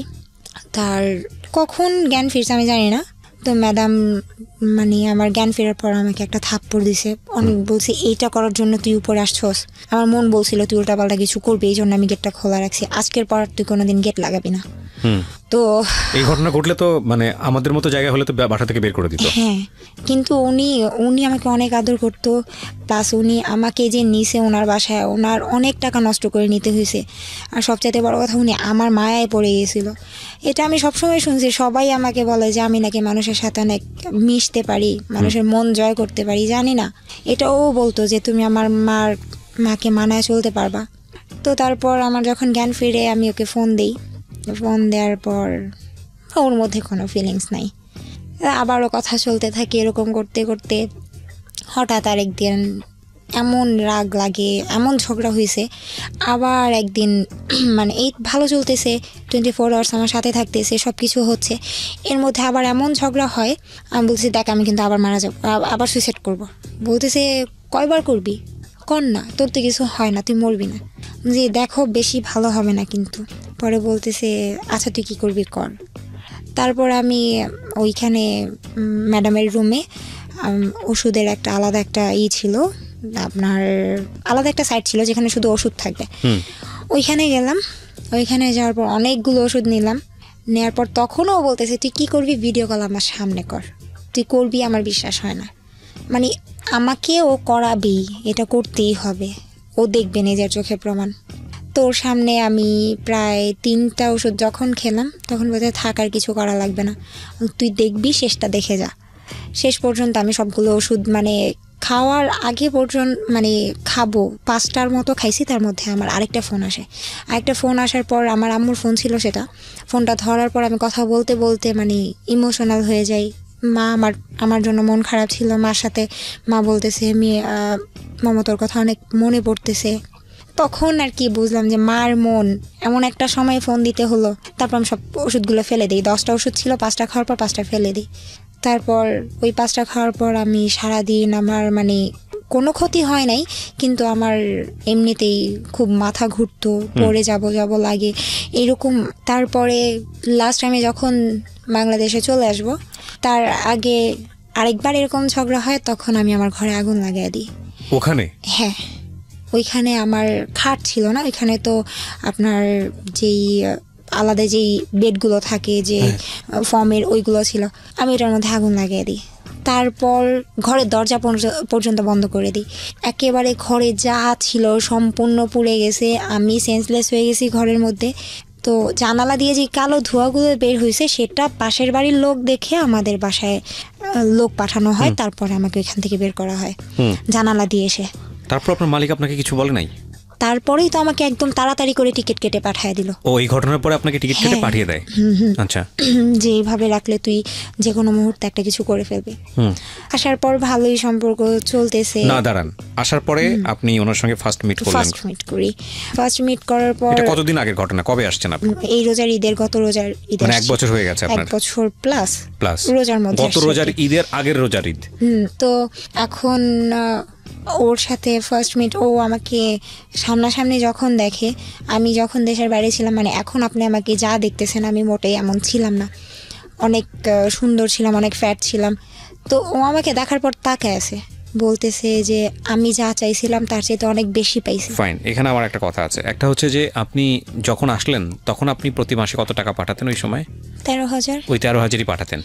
আচ্ছা, ইনকাম তো ভালোই ছিল সবকিছু মিলে, আপনি সবকিছু মিলে ভালোই ছিলেন? হ্যাঁ, ভালো ছিলাম। এই ছেলেটার জন্য আপনার এই অবস্থা হয়ে আপনার দেশে ফিরতে হলো? তার কারণ হচ্ছে ও আমাকে বলছে বিয়ে করবে, সেই জন্য। আর আমি আসার সময় আমার বাসার কারোর জন্য কিচ্ছু আনি না, জাস্ট আমার আম্মুর জন্য। ও, ছেলেটা বলেছে বিয়ে করবে? হ্যাঁ। তো কি বলতেছিল, তুমি দেশে চলে আসো, তোমাকে বিয়ে করবে, এরকম কিছু তারা দিচ্ছিল? তারা দিচ্ছিল বলতে আমি পাগল হয়ে গেছি, বিয়ে করবে, চলে যাই, আর কষ্ট করতে ভালো লাগতেছে না। প্রায় 3 বছর হয়ে আসলো। তাহলে বাসায় আগুন ধরালেন কেন? আসার আগে ওই যে ঝগড়ার কারণে আগুন ধরিয়ে দিয়েছেন? আচ্ছা, তো আসলেন, ওই যে প্রচন্ড রাগ। তারপরে আমি শুধু ওর বাবা আর ওর দুলা ভাই ছাড়া ওর ফ্যামিলির যারা ছিল সবার জন্য আমি সবকিছু আনি, গিফট আনি, বাট আমার ফ্যামিলির কারোর জন্য কিচ্ছু আনি না। তো এই জিনিসটা ও কত বছর পরে আসলেন? 3 বছর। 3 বছর দেশের বাইরে ছিলেন, 3 বছর পরে আসলেন। হ্যাঁ। তারপর ওর সাথে ফার্স্ট মিট যখন, তখন ও বলতেছে আমি যা চাইছি তার চাইতে অনেক বেশি সুন্দর তুমি। আর ওর ফ্যামিলি সবাই ছিল কালো, এখন আমি মানে যেটা সত্যি কথা, ওর ফ্যামিলি সবাই কালো। তো বলতেছে যে তুমি তো আমার বংশের সবচাইতে বেশি সুন্দরী হবে। আমি বলছি থাক, এমন করে বলার দরকার নাই, শুধু বিয়ের টাইমে বিয়েটা করলেই হবে। দুষ্টামি করতেছিলাম। এরপর থেকে ভালো রিলেশন হচ্ছে। ফার্স্ট যেদিন আমাদের দেখা হয় সবচাইতে মানে ইন্টারেস্টেড ব্যাপারটা হচ্ছে এটা যে ফার্স্ট দিনই আমাদের ফিজিক্যাল হয়ে যায়। কোথায় মিট করেন আপনারা? মানে ও আমাকে একটা জায়গায় নিয়ে যায়, ও বলতেছে চলো আমার একটা সিক্রেট কফি শপ আছে, ওইখানে আমরা যাব। তো ওইখানে আমরা যাই। কোথায় কফি শপটা? একটা শনি একরাতে, ঢাকার ভেতরে শনি একরাতে। হ্যাঁ, তারপর তো ওইখানে নিয়ে গেল। তো এইখানে মানে এত দিন পরে ওরে আমি দেখছি। এখন এর মধ্যে কিছু হয়ে যাওয়াটা অস্বাভাবিক কিছুই না, যেহেতু ফোনে আমাদের এত কিছু হতো। তো ফার্স্ট মিট আমার মনে হয়নি ওরে আমি প্রথমবার দেখতেছি, মনে হয়েছে ওরে আমার অনেক আগে থেকেই দেখা। ওই দিন এরকম হলো কফি শপের ভিতরে, কফি শপের মধ্যে। কফি শপ এটা হয় কিভাবে? তার মানে কফি শপটা অন্যরকম ছিল। অন্যরকম বলতে কফি শপ ডিজাইনটা করা হয়েছে এরকম ভাবে, ডিজাইনটা করা হয়েছে এরকম, মানে আলাদা আলাদা সাইড ছিল দুইটা সাইডের সোফাগুলো ছিল রাউন্ড সোফাগুলো ওই রকম। যখন ভিতরে কেউ ঢুকতো তারা সোফাটা বন্ধ করে দিত, দেয়ালের সাথে বন্ধ করে দিল, এটা জাস্ট ছোট একটা রুমের মতো হয়ে যেত। উপর থেকে খোলা, উপরে তো দেয়াল। আচ্ছা, হ্যাঁ। আর এটা বন্ধ করে দিলে আলটিমেটলি এমনি কেউ এন্টার করতে না। আর পুরাটাই ছিল মানে অন্ধকার, লাইক সব ডিম লাইট জ্বালানো ছিল এরকম। তো ওইটা টোটাল কেউ ডিস্টার্ব করতো না। না, তার মানে এইরকম সোফা আলটিমেটলি এগুলো বানানো হয়েছে যাতে করে এখানে কাপড়রা আসে এবং এসব কাজ করে। ওকে, তার মানে আর পার আওয়ার্স ওরা 200 টাকা করে নেয়। ওখানে পার আওয়ার্স বসলে 200 টাকা করে নেবে। তার মানে একদম specially facilitated for this kind of illegal activities. Okay, আমার জানা ছিল না। হ্যাঁ, বলেন। তারপর ওই দিন এরকম হয়ে যায়। তারপর আস্তে আস্তে প্রায় সপ্তাহে 2 দিন করে দেখা হতো। আপনার নিজেরও তো একটু ইতস্ততা লাগার কথা, কারণ আপনাকে আমি প্রশ্নগুলো এই কারণেই করছি, কারণ আপনি সেই সময় অনেক বেশি ইমোশনাল এবং যে ধরনের পরিবারে বড় হয়েছেন সেখানে এই ধরনের অ্যারোগেন্ট গ্রো করাটাও খুব স্বাভাবিক। কিন্তু আপনি এরকম একটা খোলামেলা জায়গাতে, হাজার হলেও এটা তো এক ধরনের চরম পর্যায়ের ক্রেজিনেস না থাকলে এরকম পাবলিক জায়গাতে, আপনার জন্য তো এটা প্রথম। ভার্চুয়ালি আপনারা এক ধরনের সম্পর্কে জড়িয়েছেন সেটা আলাদা বিষয়, কিন্তু এটা তো একদম এক ধরনের পাবলিকলি এই ধরনের সম্পর্কে জড়িয়ে যাওয়া, দুজনের ফার্স্ট মিট। তার মধ্যে আপনার নিশ্চয়ই এটার মধ্যে সম্মতি ছিল। হ্যাঁ, আমার সম্মতি ছাড়া কিছু হয়তো ইম্পসিবল। রাইট, ও কিন্তু ভুল করেছে, সে কারণেই ও কিন্তু আজকে এখানে এসেছে। এবং এই ভুলের মাত্রাটা কত বড় আপনারা যখন সামনের দিকে যাবেন তখন বুঝবেন। হ্যাঁ, আমি না চাইলে কোনোদিন এটা হতো না, আর পারতো না। রাইট। তারপর ফার্স্ট আমাকে একটা পিল দেয় ওই দিনই। হ্যাঁ। ওকে। তো আমি ওই পিলটা নেওয়ার পর আমার খুব মানে কেমন যেন লাগে। আমি এটা মানে আমার শরীরে এটা শুট করে না। আপনারা তো বিয়ে করার জন্য এসেছিলেন, তো বিয়ে করার জন্য আসলে বিয়েটা করবে। তো তারপর ঈদ ছিল, ঈদের এইরকম একটা কাহিনী ঘটে রমজানের মধ্যে। তাও আবার রমজানের মধ্যে এরকম একটা খারাপ একটা ব্যাপার ঘটে যায়। তারপর ঈদের 2 দিন পর আমরা আমি বাসায় জানানো হয় যে আমি কক্সবাজার যাব ফ্রেন্ডদের সাথে। তো ওর ফ্রেন্ডদের আগেই পাঠায় দেয়। ও বলে যে আমরা ওর ফ্রেন্ড নিয়ে যাচ্ছি। ওর ফ্রেন্ডরা ওর আগে থেকেই হোটেলে রুম বুক করে রাখে। তো আমরা এখানে গিয়ে উঠি, বাসের মধ্যেও ঝগড়া লেগে গেছে, এরকমই হয়। তো আমার মন খারাপ। ওইখানে যাওয়ার পর মানে এমন একটা অবস্থা হয়েছে, মানে ও যে এতটা পাগল, আমি রুমে ঢুকতে দেরি, এতটা জার্নি করে আসছি, ওর আমার উপরে ছাপায় পড়তে দেরি নেই। এক কথায় না বলে পারলাম না। মানে আলটিমেটলি বিষয়টা ছিল এরকম যে আপনারা ওখানে গিয়ে পার্সোনালি টাইম পাস করবেন। হ্যাঁ। ওকে, তো আপনি ওকে, তো ওইখানে গেলাম। রোজ একটা না মনে হয় 3 দিন ছিলাম। রোজই মনে হয় মানে ওই ঝগড়াটাই হচ্ছে বেশি। কাছাকাছি থেকে ঝগড়াও হচ্ছে। কিসের ঝগড়া ছিল? কি বিষয় নিয়ে ঝগড়া হতো? হ্যাঁ, ছোটখাটো ব্যাপার নিয়ে ঝগড়া লেগে যাচ্ছে। আচ্ছা, কথাই মিলছে না। তো এর মধ্যে আমি ওকে একটা কথা বলছিলাম যে যাই করো আমার সামনে করবা, তুমি যত বড় অপরাধ করো আমার সামনে যদি করো আমি তোমাকে মাফ করে দেবো, আমার পিছনে কিছু করবো না। আপনার সন্দেহ তো কোনো অপরাধ করে? ওই যে নেশাগ্রস্ত ব্যাপার বা কোনো মেয়েলি কোনো ব্যাপার। হ্যাঁ, তখন ও আমাকে, আর ওর সবগুলো টাকা আমার কাছে ছিল। তো একটা জিনিস ভালো লাগতো, যখন টাকা লাগতো মানে ওই জায়গায় থাকাকালীন আমার কাছে টাকা চাইতো যে দাও, আর একটা কথা আমাকে বউ বলে ডাকতো। বউ, আমার টাকা লাগবে। হ্যাঁ, যে আমার টাকা লাগবে, আমি এটা করব। তো একদিন আমি বলছি কি করবা? বলছে ড্রিঙ্কস করবা। আমি বলছি আচ্ছা তোমার ফ্রেন্ডরা আছে, আচ্ছা ঠিক আছে করো, বাট আমার সামনে। বলতেছে তোমার সামনে কেমনে? আমি বলছি তোমার নাম, বলছি যে যা করবো আমার সামনে করবো, আমি কিচ্ছু বলবো না। তো ওর ফ্রেন্ডদের রুমে আমাকে নিয়ে যায়, আমার সামনে ওরা সবাই মানে রুমের ভিতরে ঢুকার পরে আমার জাস্ট এই মানে মনে হয়েছে আমি সেন্সলেস হয়ে যাব। কেন? ওরা প্রচণ্ড পরিমাণে ইয়াবা খেয়েছে রুমের মধ্যে, মানে আমার বয়ফ্রেন্ড না, ও তো পরে আসছে, ওরা সবাই মিলে মানে ওই গ্রুপটাই ছিল এরকম। এটা কি হোটেলের রুমে? হ্যাঁ। তো ও ঢুকার পরে আমার এত খারাপ লাগতেছিল, আমি না পেরে আমি বারান্দায় চলে গেছি। তারপর আবার ঘরে আসলাম যে এত ভাল লাগতেছে না, কতক্ষণ বারান্দায় থাকা যায়। তারপর একটা পর্যায়ে আমার সামনেই ইয়াবা খাওয়া শুরু করলো, ড্রিঙ্কস করলো, করার পর আমাদের রুমে চলে গেলাম। তো 3টা দিন মানে ও নিজে মানে এই কথাগুলো বলতেছি এই জন্য যে ও যদি কখন এটা শুনে, ও হয়তো বা নিজের মন থেকে হইলেও ও মানবে যে হ্যাঁ এটাও করছে, যে ও জানতো যে আমার লাইফের ফার্স্ট ওই ছিল। কারণ 3 দিন ও আমার সাথে ছিল, 3 দিনে মানে আমার কি অবস্থা হয়েছে আমি জানি, দিন রাত এক হয়ে গেছে। মানে ওর ভিতরে যে মানুষ বলে কিছু ছিল না, ও আমি মানে ও হয়তো বা ইয়াবা খেতো এই জন্যই হয়তো বা এরকম ছিল, আমি জানি না। ও আমাকে বলছে যে ইয়াবা খেলে নাকি এরকম হয়, সেক্সুয়াল দিকগুলো নাকি একটু বেশি কাজ করে। তো আমি বলছি তুমি ইয়াবা খেয়ে যদি তুমি এরকম করো, আমার সহ্যের একটা ব্যাপার থাকে, আমি তো কিছু খায় নেই। হ্যাঁ আমি একটা নর্মাল মানুষ, আমার খারাপ লাগে। তো ও কিছু মানতো না, ওর মতো ও করতো। তো একটানা 3 দিন এরকম, তারপর আমি প্রায় সিক হয়ে যাই, এরকম অবস্থা। মানে অমানসিকভাবে চলতে থাকে বিষয়গুলো। হ্যাঁ এগুলো চলতে থাকে। আমারও ইচ্ছা ছিল আমি কখনো ওরে মানে ওর মন খারাপ হোক, ওর ভালো লাগে না বা ওর কষ্ট পাক এমন কিছু কাজ আমি কখনোই করতাম না। থাক আমার কষ্ট হোক, ও যা খুশি করুক। তো ওইখান থেকে যখন আমরা দেশে মানে ঢাকা আসি, তারপর ওই ফার্স্ট আমাদের ছবি তোলা বলতে মানে যখন ফিজিক্যাল হচ্ছে কক্সবাজারে গিয়ে। হ্যাঁ। তখন কি করেন আপনারা? এগুলো ভিডিও করেন? ও ভিডিও করতেছে। আপনার সম্মতি ছিল সেটাতে? আমার সম্মতি ছিল।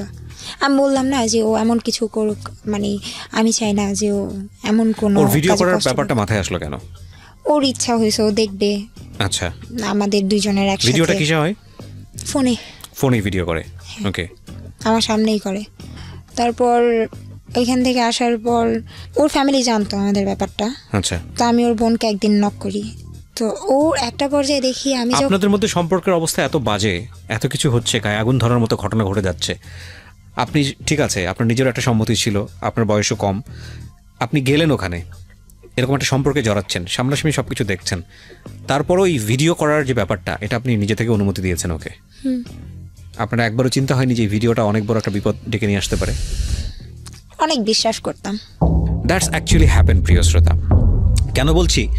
কজ লাভ রানস ব্লাইন্ড। একটা কথা আছে যে ভালোবাসা অন্ধের মতো দৌড়ায়, এবং এটার কোনো লজিক থাকে না। একটা মানুষ যখন ইমোশনালি লাভের মধ্যে পড়ে যায়, তখন পুরো দুনিয়া একদিকে, প্রেম একদিকে। এবং মজার বিষয় হচ্ছে এটা একটা আগুনের ফুলকির মতো। আগুনের ফুলকি যেরকম তাপ করে উঠে জ্বলে আবার যেভাবে নিভে যায়, এটাও ঠিক তাই।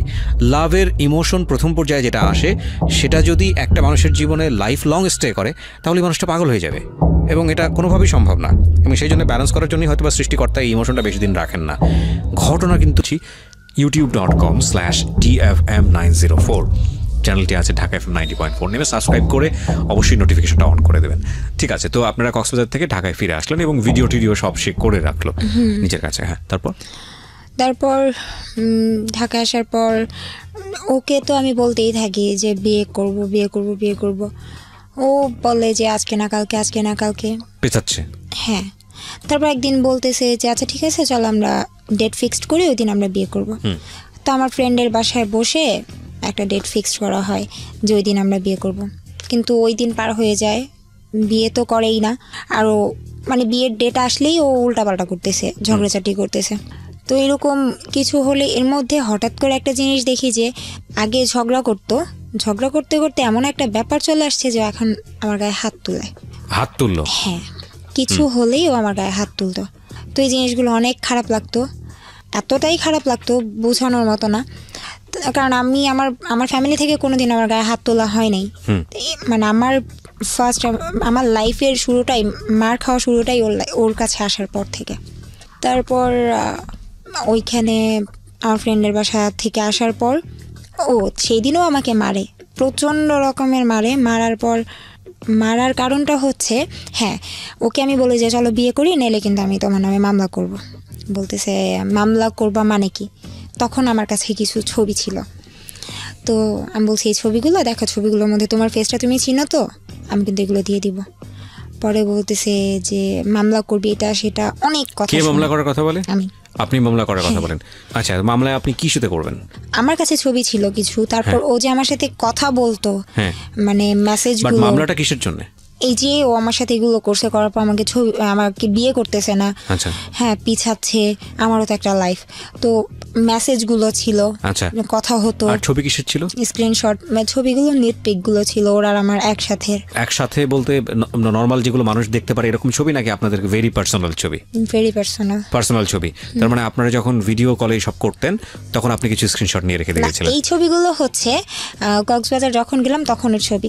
ওই যে মাঝে মাঝে যখন দেখানো হতো না তখন ফোন সেক্স হতো, বাংলাদেশে আসার পরও যেদিন দেখা হচ্ছে না সেদিন ফোন সেক্স হচ্ছে অনবরত, প্রত্যেক দিন হচ্ছে। যেদিন আমি না করব, যেদিন আমি ওকে ফোনে উল্টাপাল্টা কথা না বলবো, সেই দিন আমার সাথে ঝগড়া করবে। তার মানে বিষয়টা ছিল এরকম যে আপনাদের নর্মাল রিলেশনশিপ যেটা বোঝাই আমি, যে নর্মালি কথাবার্তা যেটা হতো তার চাইতে এক্সট্রিম লেভেলে বেশি হতো, সেগুলো হচ্ছে এই ধরনের সম্পর্ক, ইল্লিগাল, যেটা বিয়ের আগে। আপনারা এই সময়ে দুজনেই যেটা করতেন, বিভিন্ন রকমের স্ন্যাপ রেখে দিতেন, ছবি রেখে দিতেন, এবং সেটা দেখি আপনি তাকে বলছেন যে যদি তুমি বিয়ে শাদীর দিকে না যাও তাহলে আমি এগুলো দিয়ে মামলা করব।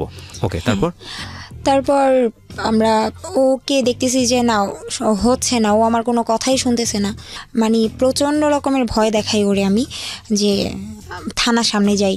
আমি জানি আমি থানায় ঢুকবো না, আমি থানার সামনে পর্যন্ত যাই। আমি এখানে একটু থামাচ্ছি প্রিয় শ্রোতা। অনেকেই হয়তো রেডিওতে শোনার পরে অনেকেই হয়তো একটু আটকে উঠতে পারেন যে এটা এইরকম একটা কন্টেন্ট রেডিওতে এভাবে প্রচার করাটা ঠিক হচ্ছে কিনা। আমি আপনাদের সাথে বিনীতভাবে এই জায়গাটিতে বিনয়ের সঙ্গে যে কথাটি বলতে চাই, সমাজে বা আমাদের সোসাইটিতে এই জায়গাটি, ও যে বিষয়টি এখন বলছে, যে শব্দটি বলছে বারবার, যে ফোন সেক্স কিংবা এই যে ভার্চুয়ালি যে বিভিন্ন রকমের ছবি আদান প্রদান এবং একজনের সঙ্গে ধরনের সম্পর্কে জড়িয়ে যাওয়া, তারপর বিভিন্ন রকমের জায়গাতে গিয়ে সেগুলো ভিডিও করা, এগুলো আমাদের সমাজে এখন, শুধু আমাদের সমাজে না, আমরা বলবো যে পুরো বিশ্বেই এগুলো এখন একটা ভাইরাল কন্টেন্ট, এবং এগুলো প্রত্যেকটা মানুষের জীবনেই কম বেশি হচ্ছে, এবং কিছু কিছু মানুষের জীবনকে চিরতরে ধ্বংস করে দিচ্ছে।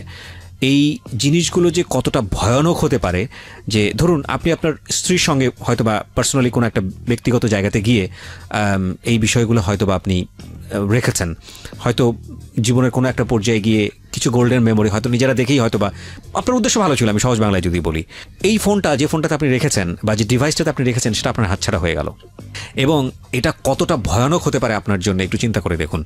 আমরা ইমোশনালি এত বেশি এই জায়গাগুলোতে ইনভলভ হচ্ছি যে এটার নেগেটিভ ইম্প্যাক্ট কতটা হতে পারে আমরা সেটা জানছি না। দেখুন, আমার দায়িত্বের জায়গাটা এটা। আমি যখন অনুষ্ঠানটা করি তখন আমি এই কথাটা এই কারণেই বলছি যে কম বেশি আমরা সবাই এই জিনিসগুলোর মধ্যে আমরা ইনভলভ। আমরা যেন এমন কোনো বিপদগামী সম্পর্কে গিয়ে এইসব জিনিস চর্চা না করি যাতে করে এই জিনিসগুলো আমাদের নিজের জীবনের জন্যই দুর্বিষহ হয়ে যায়।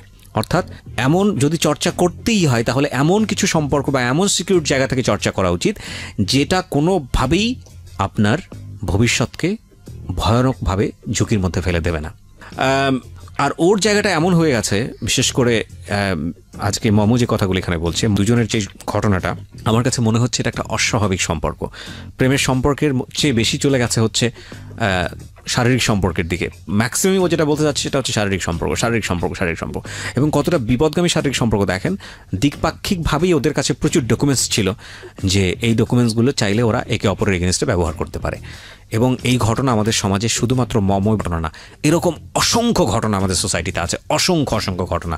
আমরা কিছুদিন আগেই, এবং এখনও চলতেছে, আমাদের খুব ওয়েল নোন একজন সেলিব্রিটির এরকম একটা ঘটনা আমরা আমাদের মিডিয়াতে ভাইরাল হতে দেখেছি, এবং আমার খুব বিরক্ত লেগেছে। আমি ব্যক্তিগত অপিনিয়ন এখানে বলছি, আমার খুব বিরক্ত লেগেছে এরকম একটা ইস্যু নিয়ে মানুষের এত বেশি আগ্রহ দেখে।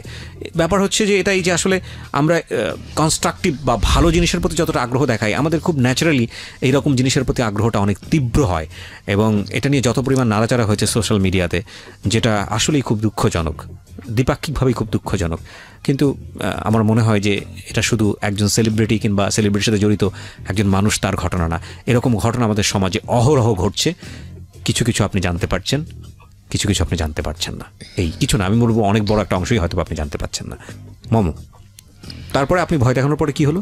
তারপর আমার ইচ্ছা ছিল যে ওকে আমি জাস্ট ভয় দেখাবো, আর কিছু না। থানার সামনে গিয়ে মানে ফার্স্ট আমি বললাম দেখো আমি রাস্তায় বের হয়েছি, রাস্তার ছবি দিলাম, রিক্সা উঠছি সেটার ছবি দিলাম। তারপর থানার গেটের ছবিটা দিয়ে বললাম দেখো আমি কিন্তু থানায় ঢুকতেছি। তখন ও প্রচণ্ড পরিমাণের ভয় পায়। ভয় পাওয়ার পর আমার কাছে অনেক মাফ চায়, আর মাফ চাওয়ার পর বলে যে তুমি যা চাইবা তাই হবে। আচ্ছা ঠিক আছে, বিয়ে করবো। হ্যাঁ ওকে, বিয়ে করবে। তারপর আমি বাসা চলে আসলাম। তখন আমি বলছি যে দেখো আমি যেতাম না থানায়, আমি আসলে তোমাকে ভয় দেখানোর জন্য করছি। ও বলতেছে যে যাই হোক বিয়ে করব, আচ্ছা ঠিক আছে চলো আসো আজকেই বিয়ে করবো। ঠিক কি? পরে বলতেছে হ্যাঁ। আমার মাথায় এতটুকু ঢুকে নাই যে আমি আমার ফোনটা সাথে নিয়ে যাচ্ছি। তো আমরা বুঝে গেছি। হ্যাঁ বলুন। আমাকেও নিয়ে গেল। ও আমাকে বলতেছে আজকে তুমি না নৌকায় ঘুরতে অনেক পছন্দ করো, চলো নৌকায় ঘুরবো। তো নৌকা এমন একটা জায়গায়, যেই জায়গায় মানে মানুষ খুন করে ফেললেও লাইক একটা ছড়ের মতো। হ্যাঁ, তো আমাকে ফার্স্টে ওইখানে নিয়ে গেল। আমাকে বললো তুমি তো সকালে খাও নাই, খায় নাও। আমার একটা মানে ব্যাড হ্যাবিট হচ্ছে আমি খাওয়া দাওয়া করি না। আমাকে আগে ফার্স্ট খাওয়ালো, খাওয়ানোর পর বলতেছে আসো। নৌকা ওঠার আগেই বলতেছে ফোনটা দেখি। তখন তো আমি বুঝে গেছি যে হ্যাঁ ফোনটার জন্য। তো তখন বলছে চলো আমরা বিয়ে করবো না। বলছে যে হ্যাঁ ফোনটা একটু দাও। বলছে না ফোন দেওয়া যাবে না, ফোন দিব না আমি। এইটা বলাতে আমাকে একটা থাপ্পড় দেয়, আমি পড়ে যাই। আমাকে মানে আমি বলতেছি আমি ফোন দিব না, তুই আমার ফোন ছাড়, আমার হাত ছাড়, আমি চলে যাব, আমার বিয়ে করতে হবে না, ছাড়। ও আমাকে টানতে টানতে একটা নৌকার উপরে উঠায়। নৌকাওয়ালাকে বলে তাড়াতাড়ি নৌকাটা ছাড়েন। আমাকে টেনে হেসড়ে আমাকে নৌকা উঠায়। না না, উনি দেখেই বুঝতে পারছে। উনি বলতে যেভাবে বলছে নৌকালা বুঝতে পারছে হয়তো বা টাকা বেশি দিবে। ওকে ওকে, নৌকালা অভ্যস্ত, কারণ নৌকাতে সব ঘটনা ঘটে। ওকে, তো নৌকাটা পানির মাঝখানে নিয়ে গেল। তখন তো আমার ব্যাক করার কোনো ওয়ে নেই। তো ও আমাকে মানে ফোন চাচ্ছে আর প্রচণ্ড রকমভাবে মারতেছে। আমি দিচ্ছি না, ও আমাকে মারতেছে। মানে আমার এমন অবস্থা হয়েছে, আমি নৌকার মধ্যে আমি প্রায় সেন্সলেস হয়ে যাব অবস্থা। মানে কতগুলো থাপ্পড় দিছে আমার মনে নেই, কিন্তু মানে আমার অবস্থা খুব খারাপ হয়ে গেছে। তারপর ফোন দিলাম, ও মানে লক করা ছিল, পাটাম দেওয়া ছিল, ওইটা খুলতে পারতেছে না। তো আরও রাগ, আমি নিয়ে ফোন চাইছে, ফোন দিছি। এখন ওইটার জন্য আরও রাগ, আরও বেশি মার শুরু করছে। এখন আমি এক পর্যায়ে সহ্য করতে না পেরে ওর পায়ে ধরছি, প্লিজ আমার এইভাবে মাইরো না, আমি ফোনের লক খুলে দিচ্ছি, আমি আর সহ্য করতে পারতেছি না। তো পা ধরার পর বলতেছে তুই পা না ধরে তুই ফোন খোল। তারপর আমি মারতেছে আর বলতেছে। তো তারপর আমি মাফ টাফ চাইতেছি, দেখো তুমি আগে মারা বন্ধ করো, আমি দিচ্ছি। তারপর ফোনের লকটা খুলে দিলাম। ও সব কিছু ডিলিট করলো। সব কিছু ডিলিট করার পর ওর আমার ফোনের মধ্যে ওর জিমেল অ্যাড করলো, যেন আমি কি করি না করি সব যেন ও দেখতে পারে। তো যাই হোক, আমি জিমেল মানে হচ্ছে গুগল ড্রাইভের লিঙ্কটা করে দেওয়া, তার মানে আপনি ছবিতে যা যা তুলবেন ওর পার্সোনাল ড্রাইভে গিয়ে সেভ হবে। হ্যাঁ, তারপর বলতো যে তখন সেই দিনও মানে যখন ডিলিট করলো ওর মন শান্তি হলো, তখন ওই অবস্থায় আমাকে আদর টাদর করে চলো চলো চলো থাক, আর কোনো দিন মারবো না, মাফ করে দাও বলে আবার সেই কফি শপে নিয়ে গেল। ওইখান থেকে আবার কফি শপে নৌকা থেকে গিয়ে আবার সেই অকাম। তারপর ওইখান থেকে আমার তো অবস্থা অনেক খারাপ, আমার ফ্রেন্ডের বাসায় নিয়ে গেল। প্রিয় শ্রোতা, ওর দিকে আঙ্গুল তুলবেন না। আমি জানি যে অনেকেই কমেন্টস করছেন, আজে বাজে কথা বলছেন ওর দিকে। প্লিজ, একজন মানুষের দিকে আঙ্গুল তোলার আগে নিজের দিকে আঙ্গুলটা তোলেন। ও কিন্তু এখানে সেলিব্রিটি হতে আসে নাই। হ্যাঁ, ও আপনাদেরকে সচেতন করার জন্য আসছে। ওর জীবনে তো এসব ঘটেছে। এমন হতে পারে যে এর চেয়েও ভয়ানক ঘটনা নিয়ে আপনি হয়তো বা গল্পটা শুনছেন। সুতরাং ওকে জাজমেন্টে যায়েন না, আপনারা নিজেরা সতর্ক হন। এবং এমনও হতে পারে যে যে মেয়েটি আজকে শুনছেন তার ঘটনা হয়তো বা এর চেয়েও ভয়ানক রকমের, যাতে বিপদে না পড়েন সেজন্যই এটা প্রচার করা হচ্ছে। সুতরাং ওর দিকে আঙ্গুল তুলেন না, নিজেরা সতর্ক হন। ওকে ধন্যবাদ দেন যে ওর নিজের জীবনের এত বড় একটা ঝুঁকি নিয়ে হলেও আপনাদেরকে বলে আজকে লাখ লাখ মানুষের সামনে কালার হয়েও আপনাদেরকে সতর্ক করতে এসছে। জি বলুন। বাসায় গেলাম, তারপরে হ্যাঁ ফ্রেন্ডের বাসায় গেলাম। তো আমার ফ্রেন্ড বলতেছে তোর কি হয়েছে যে ফেস এমন ফুলে আছে, চোখ টোকেরই অবস্থা কেন? পরে হাসতে হাসতে বলতেছে আমি মারছি। আর আমার বয়ফ্রেন্ড বলতেছে ওরে মারছি। তারপর বললো যে যাক তুমি উল্টাপাল্টা করছো, তুমি রাগ দেখাইছো এই জন্য মার খাইছো, আগে ডিলিট করলে কি হইতো। আমি বলছি তোমার ইচ্ছাই ছিল এটা না, তুমি আমাকে আনবা এগুলো ডিলিট করবা। তারপর গেল ওইখান থেকে, তারপর আবার বিয়ের ডেট দিল যে এই ডেটে বিয়ে করবো, আবারও করলো না।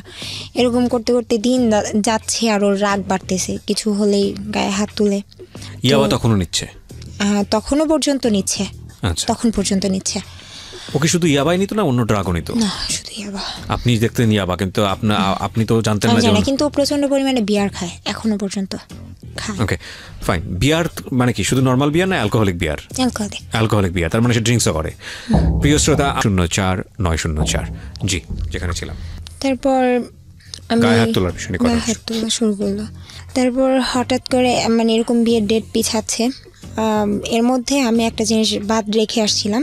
আমি যখন দেশের বাইরে ছিলাম ও আমার সাথে চ্যালেঞ্জ করছিল আর ওর একটা ফ্রেন্ডকে নিয়ে, যে তুই যদি ওকে মানে কনভিন্স করতে পারোস তাহলে তুই যা চাবি তাই পাবি। কাকে কনভিন্স করতে পারি? ওর একটা ফ্রেন্ড, ওর এই ফ্রেন্ডটা অনেক সুন্দর। ওর একটা ফ্রেন্ডকে কনভিন্স কিসের নিয়ে কনভিন্স? রিলেশনে জড়াতে পারি যদি যদি মানে একটা আমি বিষয়টা বুঝিনি, মানে কে কাকে চ্যালেঞ্জ করেছে যে তুই আমার এই ফ্রেন্ডকে পটায় দেখা। আচ্ছা, যদি পড়াতে পারিস তাহলে যা চাবি তাই পাবি। আমি বলছি আমি কিছু চাই না, তুই আমাকে বিয়ে করবি। বলছে হ্যাঁ করবো। ওকে।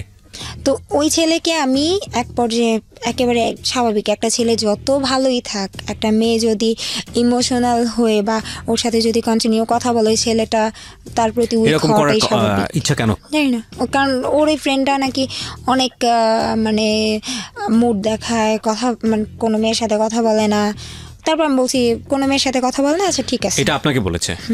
আপনারা এই বিষয়গুলো একটু খেয়াল করবেন প্রিয় শ্রোতা, কারণ উদ্দেশ্যটা কি সেটা কিন্তু আমরা এখন পর্যন্ত জানি না। সামনের দিকে গেলে বিষয়টা আমরা ক্লিয়ার হব। ওকে, এবং এই উদ্দেশ্যটা হয়তো বা অন্য কোনো কিছু হতে পারে, যেটা ওকে বলেছে সেটা নাও হতে পারে।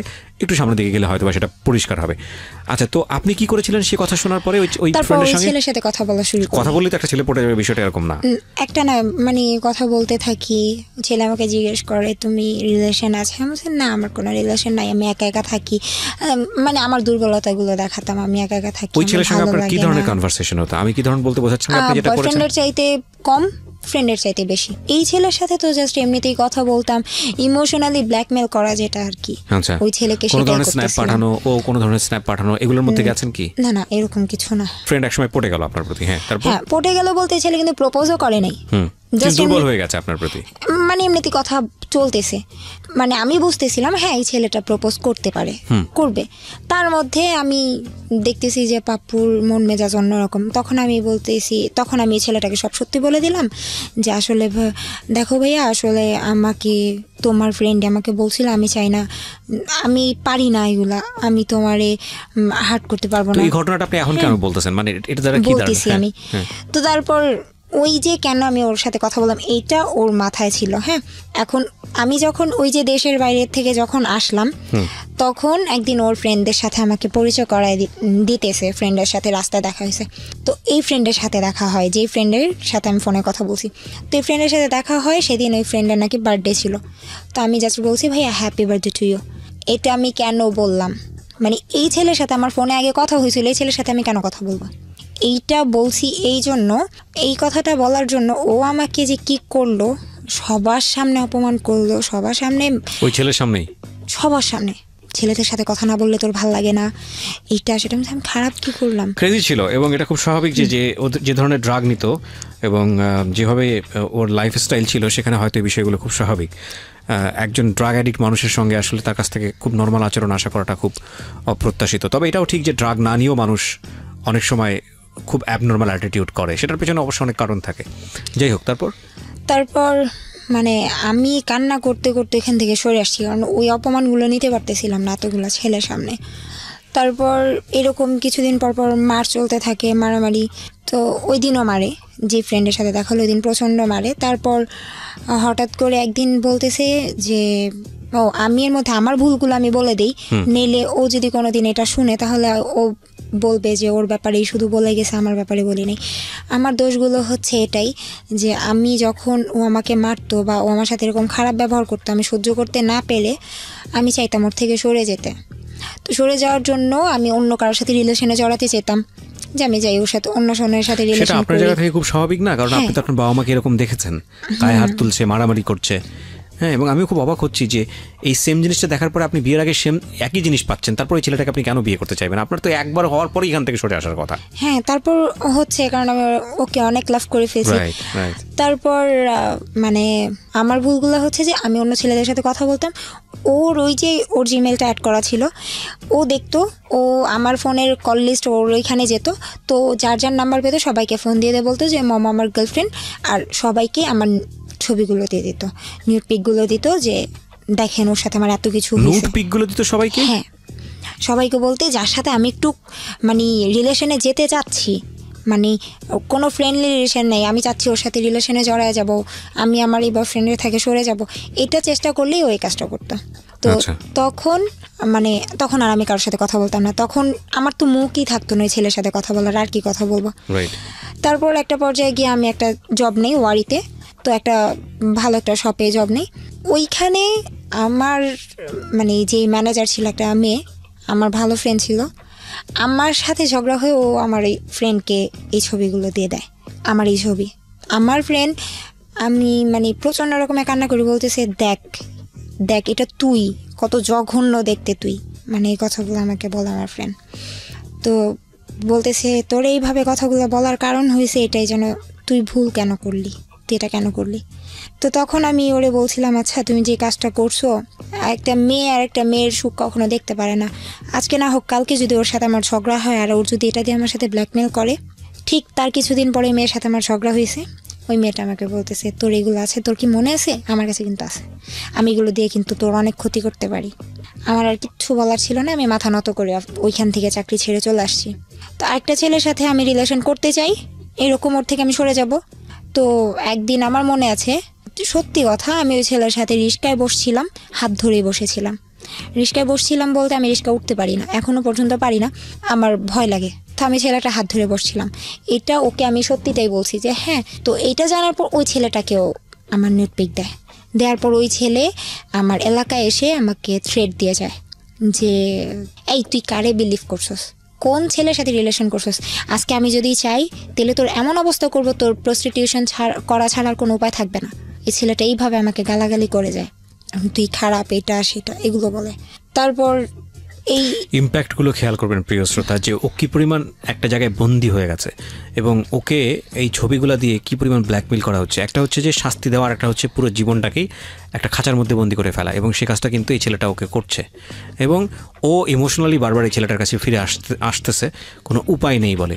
হ্যাঁ, উই পোকা যেরকম আগুন দেখে আগুনের উপর ঝাঁপায় পড়ে, তারপরে দুটো পাখা হারায় সুরসুর করে ওখান থেকে ফিরে আসে অথবা মারা যায়, ওর অবস্থা হয়েছে ঠিক সেরকম। বলেন তারপর ওর থেকেও সরে গেলাম।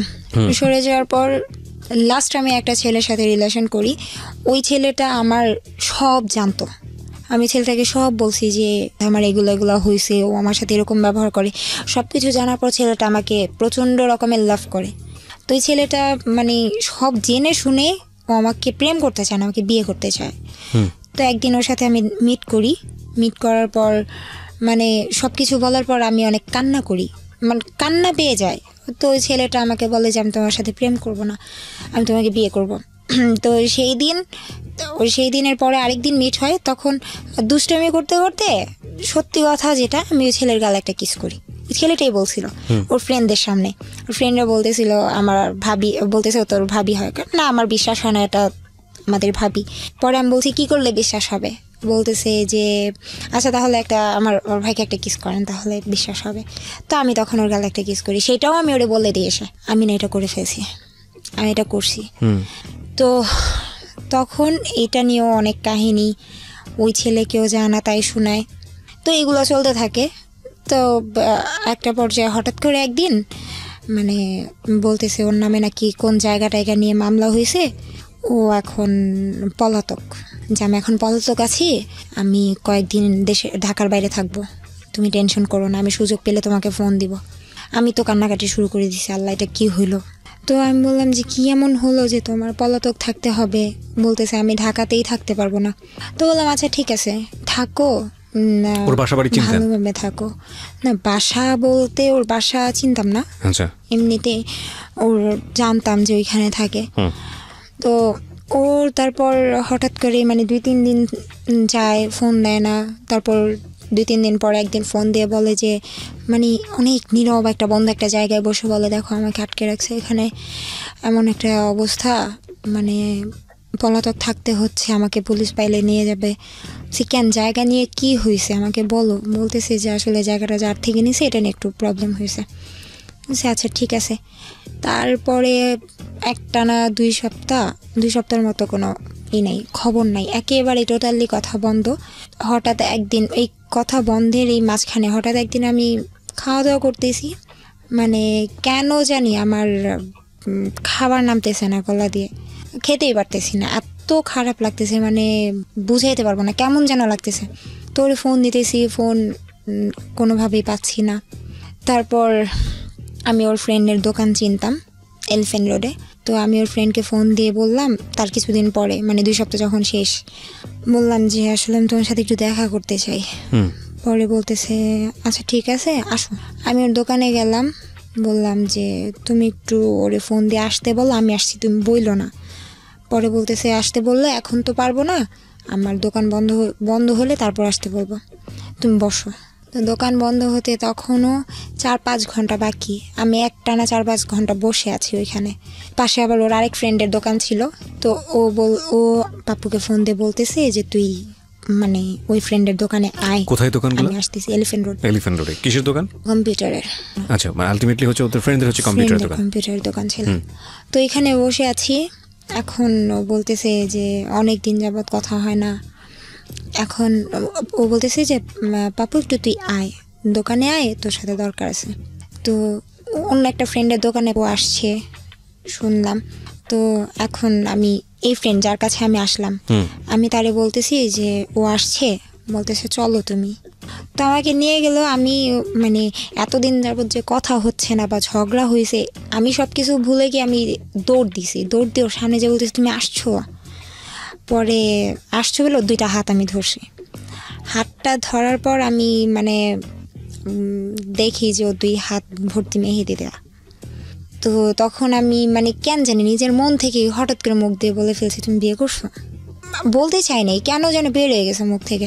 অন্য কথাও তো বলতে পারতাম, বা বিয়ে ছাড়া কি মানুষ মেহেদি দেয় না, দিতেই পারে। আমার মুখ থেকে ওইটাই বেরিয়েছে। বলতেছে আরে বোকা, আমি তো আমার কাজিনদের বাসায় ছিলাম, আর কাজিনরা সবাই মেহেদি টেহেদি দিছে, এতদিন পর গেছি, আমাকেও জোর করে দিয়ে দিছে। আচ্ছা ভালো কথা, দিছে। বলতেছে দেখো মেহেদি দিছি, তোমার নাম লেখা আছে হাতে। দেখলাম হ্যাঁ সত্যি আমার নাম দেয়াই আছে। তারপর অনেক খুশি হইলাম যে যাক, শেষ পর্যন্ত মিল টিল হলো। হঠাৎ করে একদিন মানে ওর সাথে দেখা হয়েছে টিএসিতে। ওর সাথে দেখা হয়েছে দেখে ওর হাতে একটা আংটি পরানো ছিল। বলছি তুমি তো আংটি পরো না, গোল্ডের, তাও আবার কিসের এটা?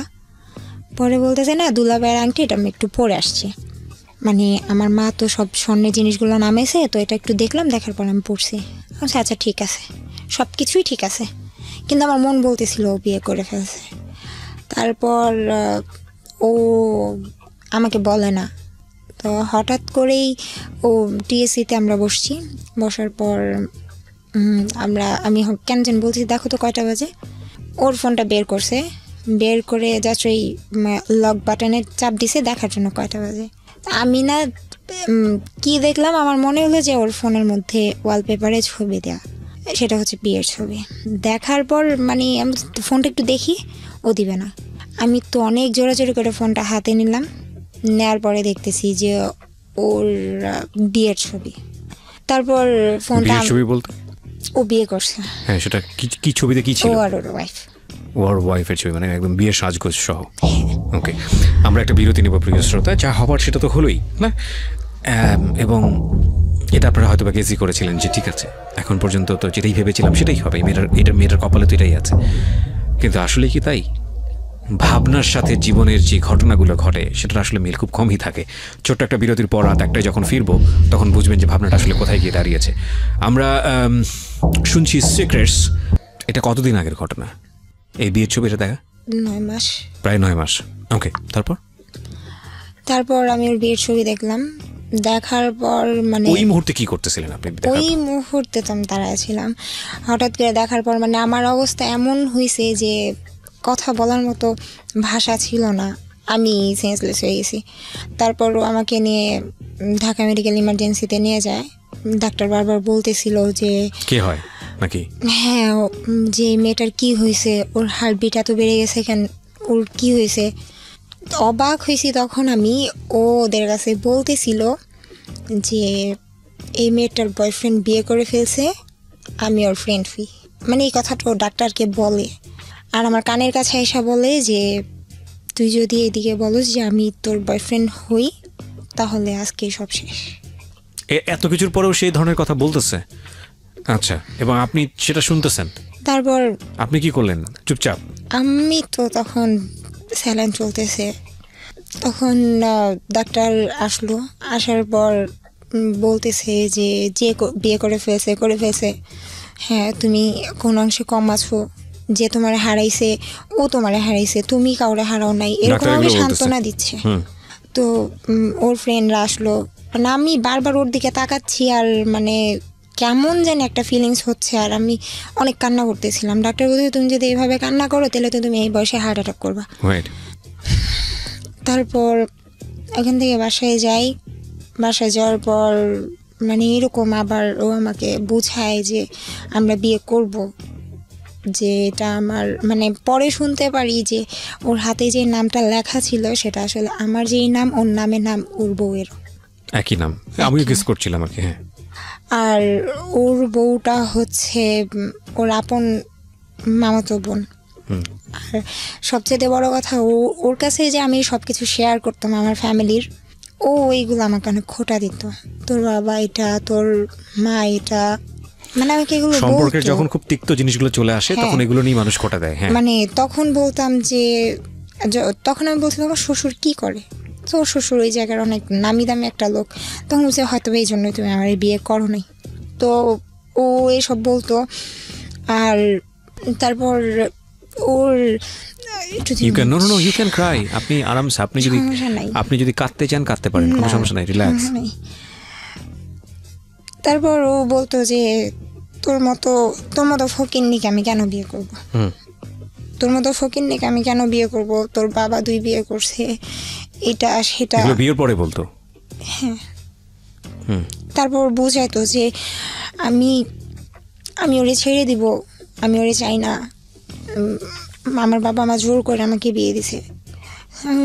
বলতেছে যেন সব কিছু হঠাৎ করে হয়ে গেছে, জোর করে বিয়ে দিছে, আমি বিয়েটা করতে চাই নাই। তারপর বলতেছে আচ্ছা ঠিক আছে, তোমার সাথে তোর যা হওয়ার হয়েই গেছে। বলতেছে বিশ্বাস করে ওর সাথে আমার ফিজিক্যাল হয়নি। আমি বলছি বিয়ে করছে ফিজিক্যাল হয় নাই? বলছে না, কাবিন হয়েছে ওর বাসায়, আমি আমার বাসায়। আমি বলছি আচ্ছা ঠিক আছে। তো এরকম হঠাৎ করে একদিন ওর ফোনে আমি দেখলাম যে ওর বউর রুমে বসা, মানে বাসর রাতের ছবি যেটা বিয়েতে তোলা হয়। আপনার সাথে তার মানে রেগুলারও মিশতো, বিয়ের পরেও মিশতো? হ্যাঁ। ওকে। তারপর ওই ছবিটা দেখার পর আমার ওই দিন অনেক অবস্থা খারাপ হয়ে যায়। মানে যখন এগুলো দেখি তখনই তো আমার প্রায় অনেক খারাপ অবস্থা হয়ে যায়। তারপর ওর এগুলো দেখার পর আমি বলছি যে তুমি সব কিছু বাদ দাও, তুমি যদি আমার বিয়ে করা হয় তুমি ডিভোর্স করো। ও বলতেছে হ্যাঁ আমি ডিভোর্স করে তোমার বিয়ে করব।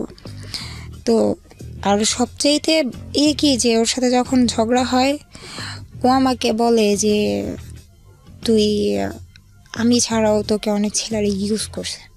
তখন আমি বলছি তুমি দেখছো, তুমি নিজে জানো, তোমার মন জানে যে আমি কি ছিলাম। যেই ছেলেটা কন্টিনিউয়াসলি এসব কাজ করতো এবং আপনাকে সে গল্পটা বলতো, সেই ছেলের মুখ দিয়ে ধরনের কথা বেরোতো কিভাবে, এবং আপনি সেগুলো আবার ডিফাইন করতে চেতেন কিভাবে? মানে আপনি সেগুলো ডিফাইন করতেন কেন?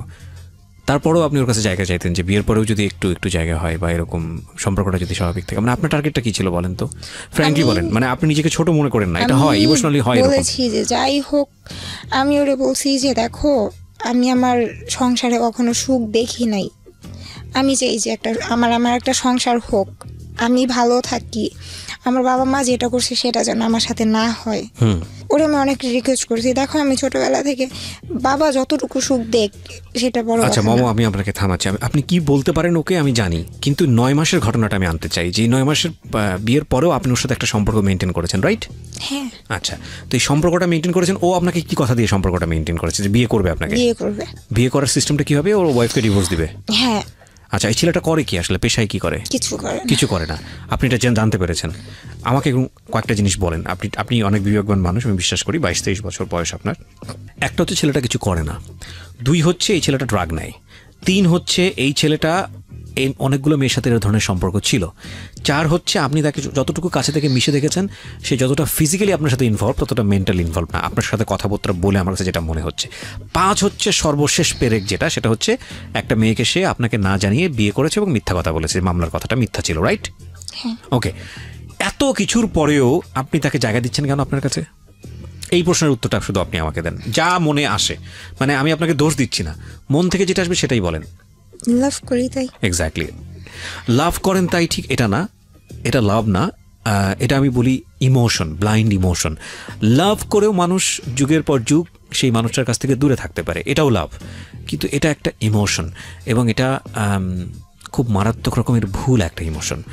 আমরা যখন এই ইমোশনের মধ্যে থাকি আমরা বুঝি না যেটা ভুল, এটাই হচ্ছে সবচেয়ে বড় কথা, এবং এটা মেয়েদের সাইড থেকে খুব বেশি হয়। আমি আজকে ফ্র্যাঙ্কলি কথাটা বলতে পারি, কারণ তারা খুব বেশি আবেগপ্রবণ হয়।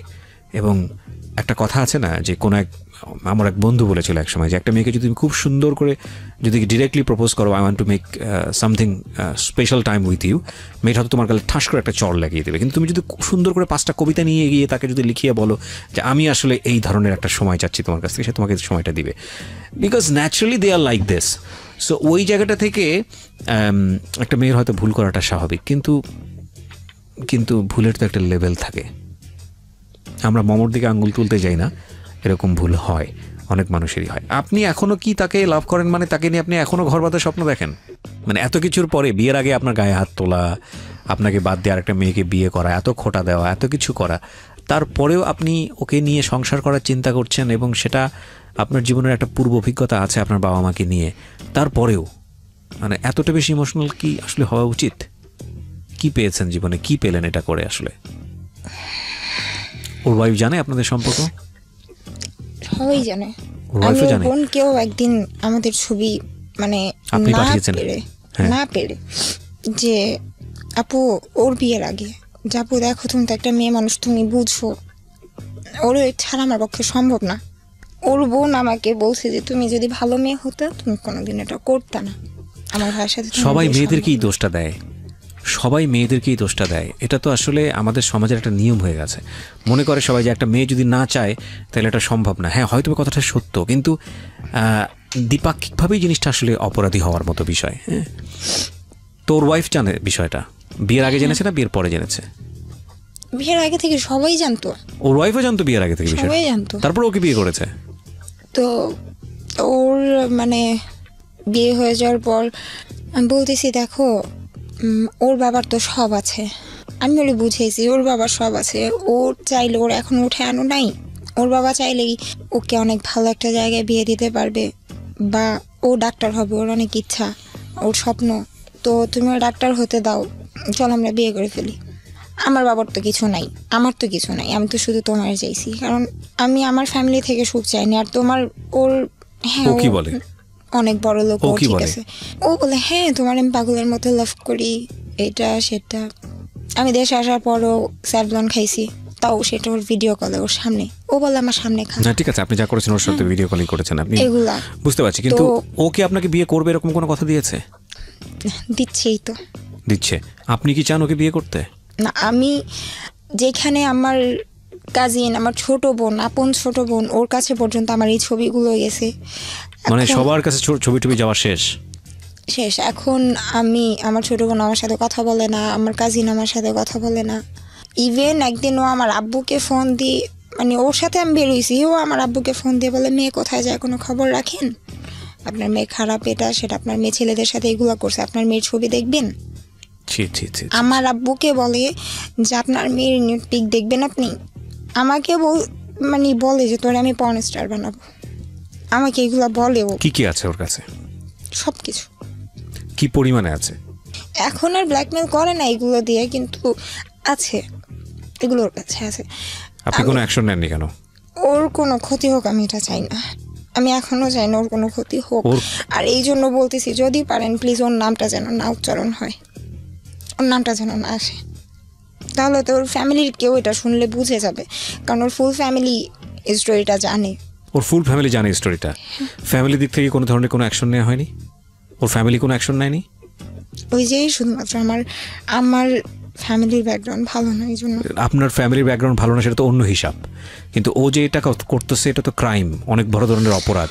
সেটার না, জন্য এখন ফ্যামিলি আমার কি সাথে করেছে? কথা বলে এটা ওর ফ্যামিলি জানে না। এখন তো অন্য হিসাব। আপনার সঙ্গে যেটা করে, আপনাকে যে ব্ল্যাকমেলটা করেছে বা যেসব ডকুমেন্টস নিয়ে, আপনাদের নুট ছবি ভিডিওসগুলো নিয়ে যে ব্ল্যাকমেলটা আপনাকে করে, এটা তো ভয়ানক রকমের অপরাধ। এটা যদি ওর ফ্যামিলি জেনে থাকে, সেটার ব্যাপারে ওর ফ্যামিলি কোনো স্টেপ নিয়েছে? না, কোনো স্টেপ নেয়নি। আমাকে দোষ দিস আপনি কি স্টেপ নিয়েছেন? লিগালি আপনি কি স্টেপ নিয়েছেন? কিছু না। কখনো থানা পুলিশ করেছেন? না, করতেও চাই না। আমি কিছুদিন আগেও ও বলতেছে যে ও কুমিল্লা, মানে ওর ফ্যামিলি নাকি ওরে নিয়ে কুমিল্লা গেছে। ও বলতেছে আমি একা একা আসছি, এদিকে এই অবস্থা। আমি তার কিছুদিন পরে ওর বউয়ের আইডিতে দেখি ও আর ওর বউ একসাথে হাত ধরে হাঁটতেছে, এই ছবিগুলো পোস্ট করছে। তো বুঝতেই তো পারছেন, তো তারপরে আপনি ওর পিছনে কেন লেগে থাকেন?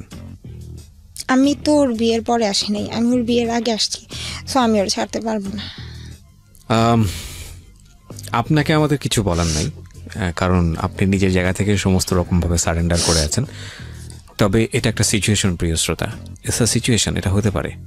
এমনভাবে জড়ানো উচিত নয় যেই জড়ানোটা শুধু আপনাকে না, আপনার পরিবারকে শেষ করে দিতে পারে। ও স্বেচ্ছায় এগুলা করেছে এবং ও এক ধরনের স্বীকারোক্তি দিয়েছে আজকের এই অনুষ্ঠানে, এবং এটা এক ধরনের বড় ধরনের সুইসাইড নিজেকে। আমি ওকে বেঁচে থেকেও মরে যাওয়া। ওর দিকে আঙুল তুলবেন না, ওকে হয়তো অনেকে গালি দিচ্ছেন, ওকে হয়তো অনেকেই বোকা বলতেছেন, কিন্তু এর চেয়েও ভয়ানক পরিস্থিতি আপনাদের হতে পারে। এই ইমোশন নামক বিষটা যারা পান করে এবং লজিকের ধারে কাছে থাকে না, তাদের জীবনটা অনেক ভয়াবহ হতে বাধ্য।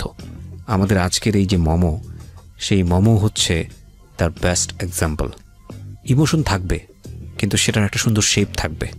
সেই শেপটা যদি না থাকে, তাহলে ইমোশন আপনাকে কিল করবে। Emotion is a power, and power is nothing without control. এটা কিন্তু আমার কথা না, এটা খুব বিখ্যাত একজন মনীষীর কথা।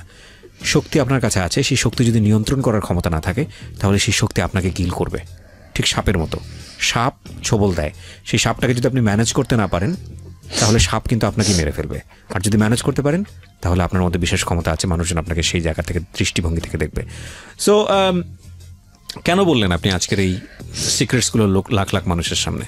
বললাম কারণ আমি এখন তো আর দেশে থাকার মতো কোনো ওয়ে নাই, কারণ আমি না পারতেছি ওরে ছাড়া থাকতে, না পারতেছি ওরে নিয়ে থাকতে, কারণ ও আমাকে বিয়ে করতেছে না, বলতেছে করব, করে না। এতদিন বলছে ডিভোর্স করবে, এখন বলে যে ডিভোর্স করতে পারবো না, ওর জায়গায় থাকবে তুমি, তুমি যদি বিয়ে করো তো করতে পারো। তার মানে আমি যদি ভুল না করে থাকি, ও বৈবাহিক সম্পর্কে যাওয়ার পরেও আপনাদের মধ্যে অনৈতিক সম্পর্ক আছে? হ্যাঁ। আর লাস্ট কবে হয়েছে এই সম্পর্কটা এখানে আসার? আপনি আজকে এখানে বসে আছেন সেই হিসেবে? পরশুদিন। কত পরশু? না সরি, গতকালকে। গতকালকে, মানে গতকালকে আপনার সঙ্গে এই ধরনের সম্পর্ক ছিল। আপনি যখন বিরতিতে ছিলাম তখন আপনাকে একটা ছেলে বারবার ফোন দিচ্ছিল, এই ছেলেটাই সেই ছেলে? কি জানতে চাচ্ছিল? কোথায় জানতে এসেছেন চাচ্ছে আপনি? আমি কোথায় আসছি, কই গেছি। ও ভয় পেতেছে আমি ওরে ফাঁসায় দিয়ে, বলতেছে ওইখান থেকে যদি কোনো ফোন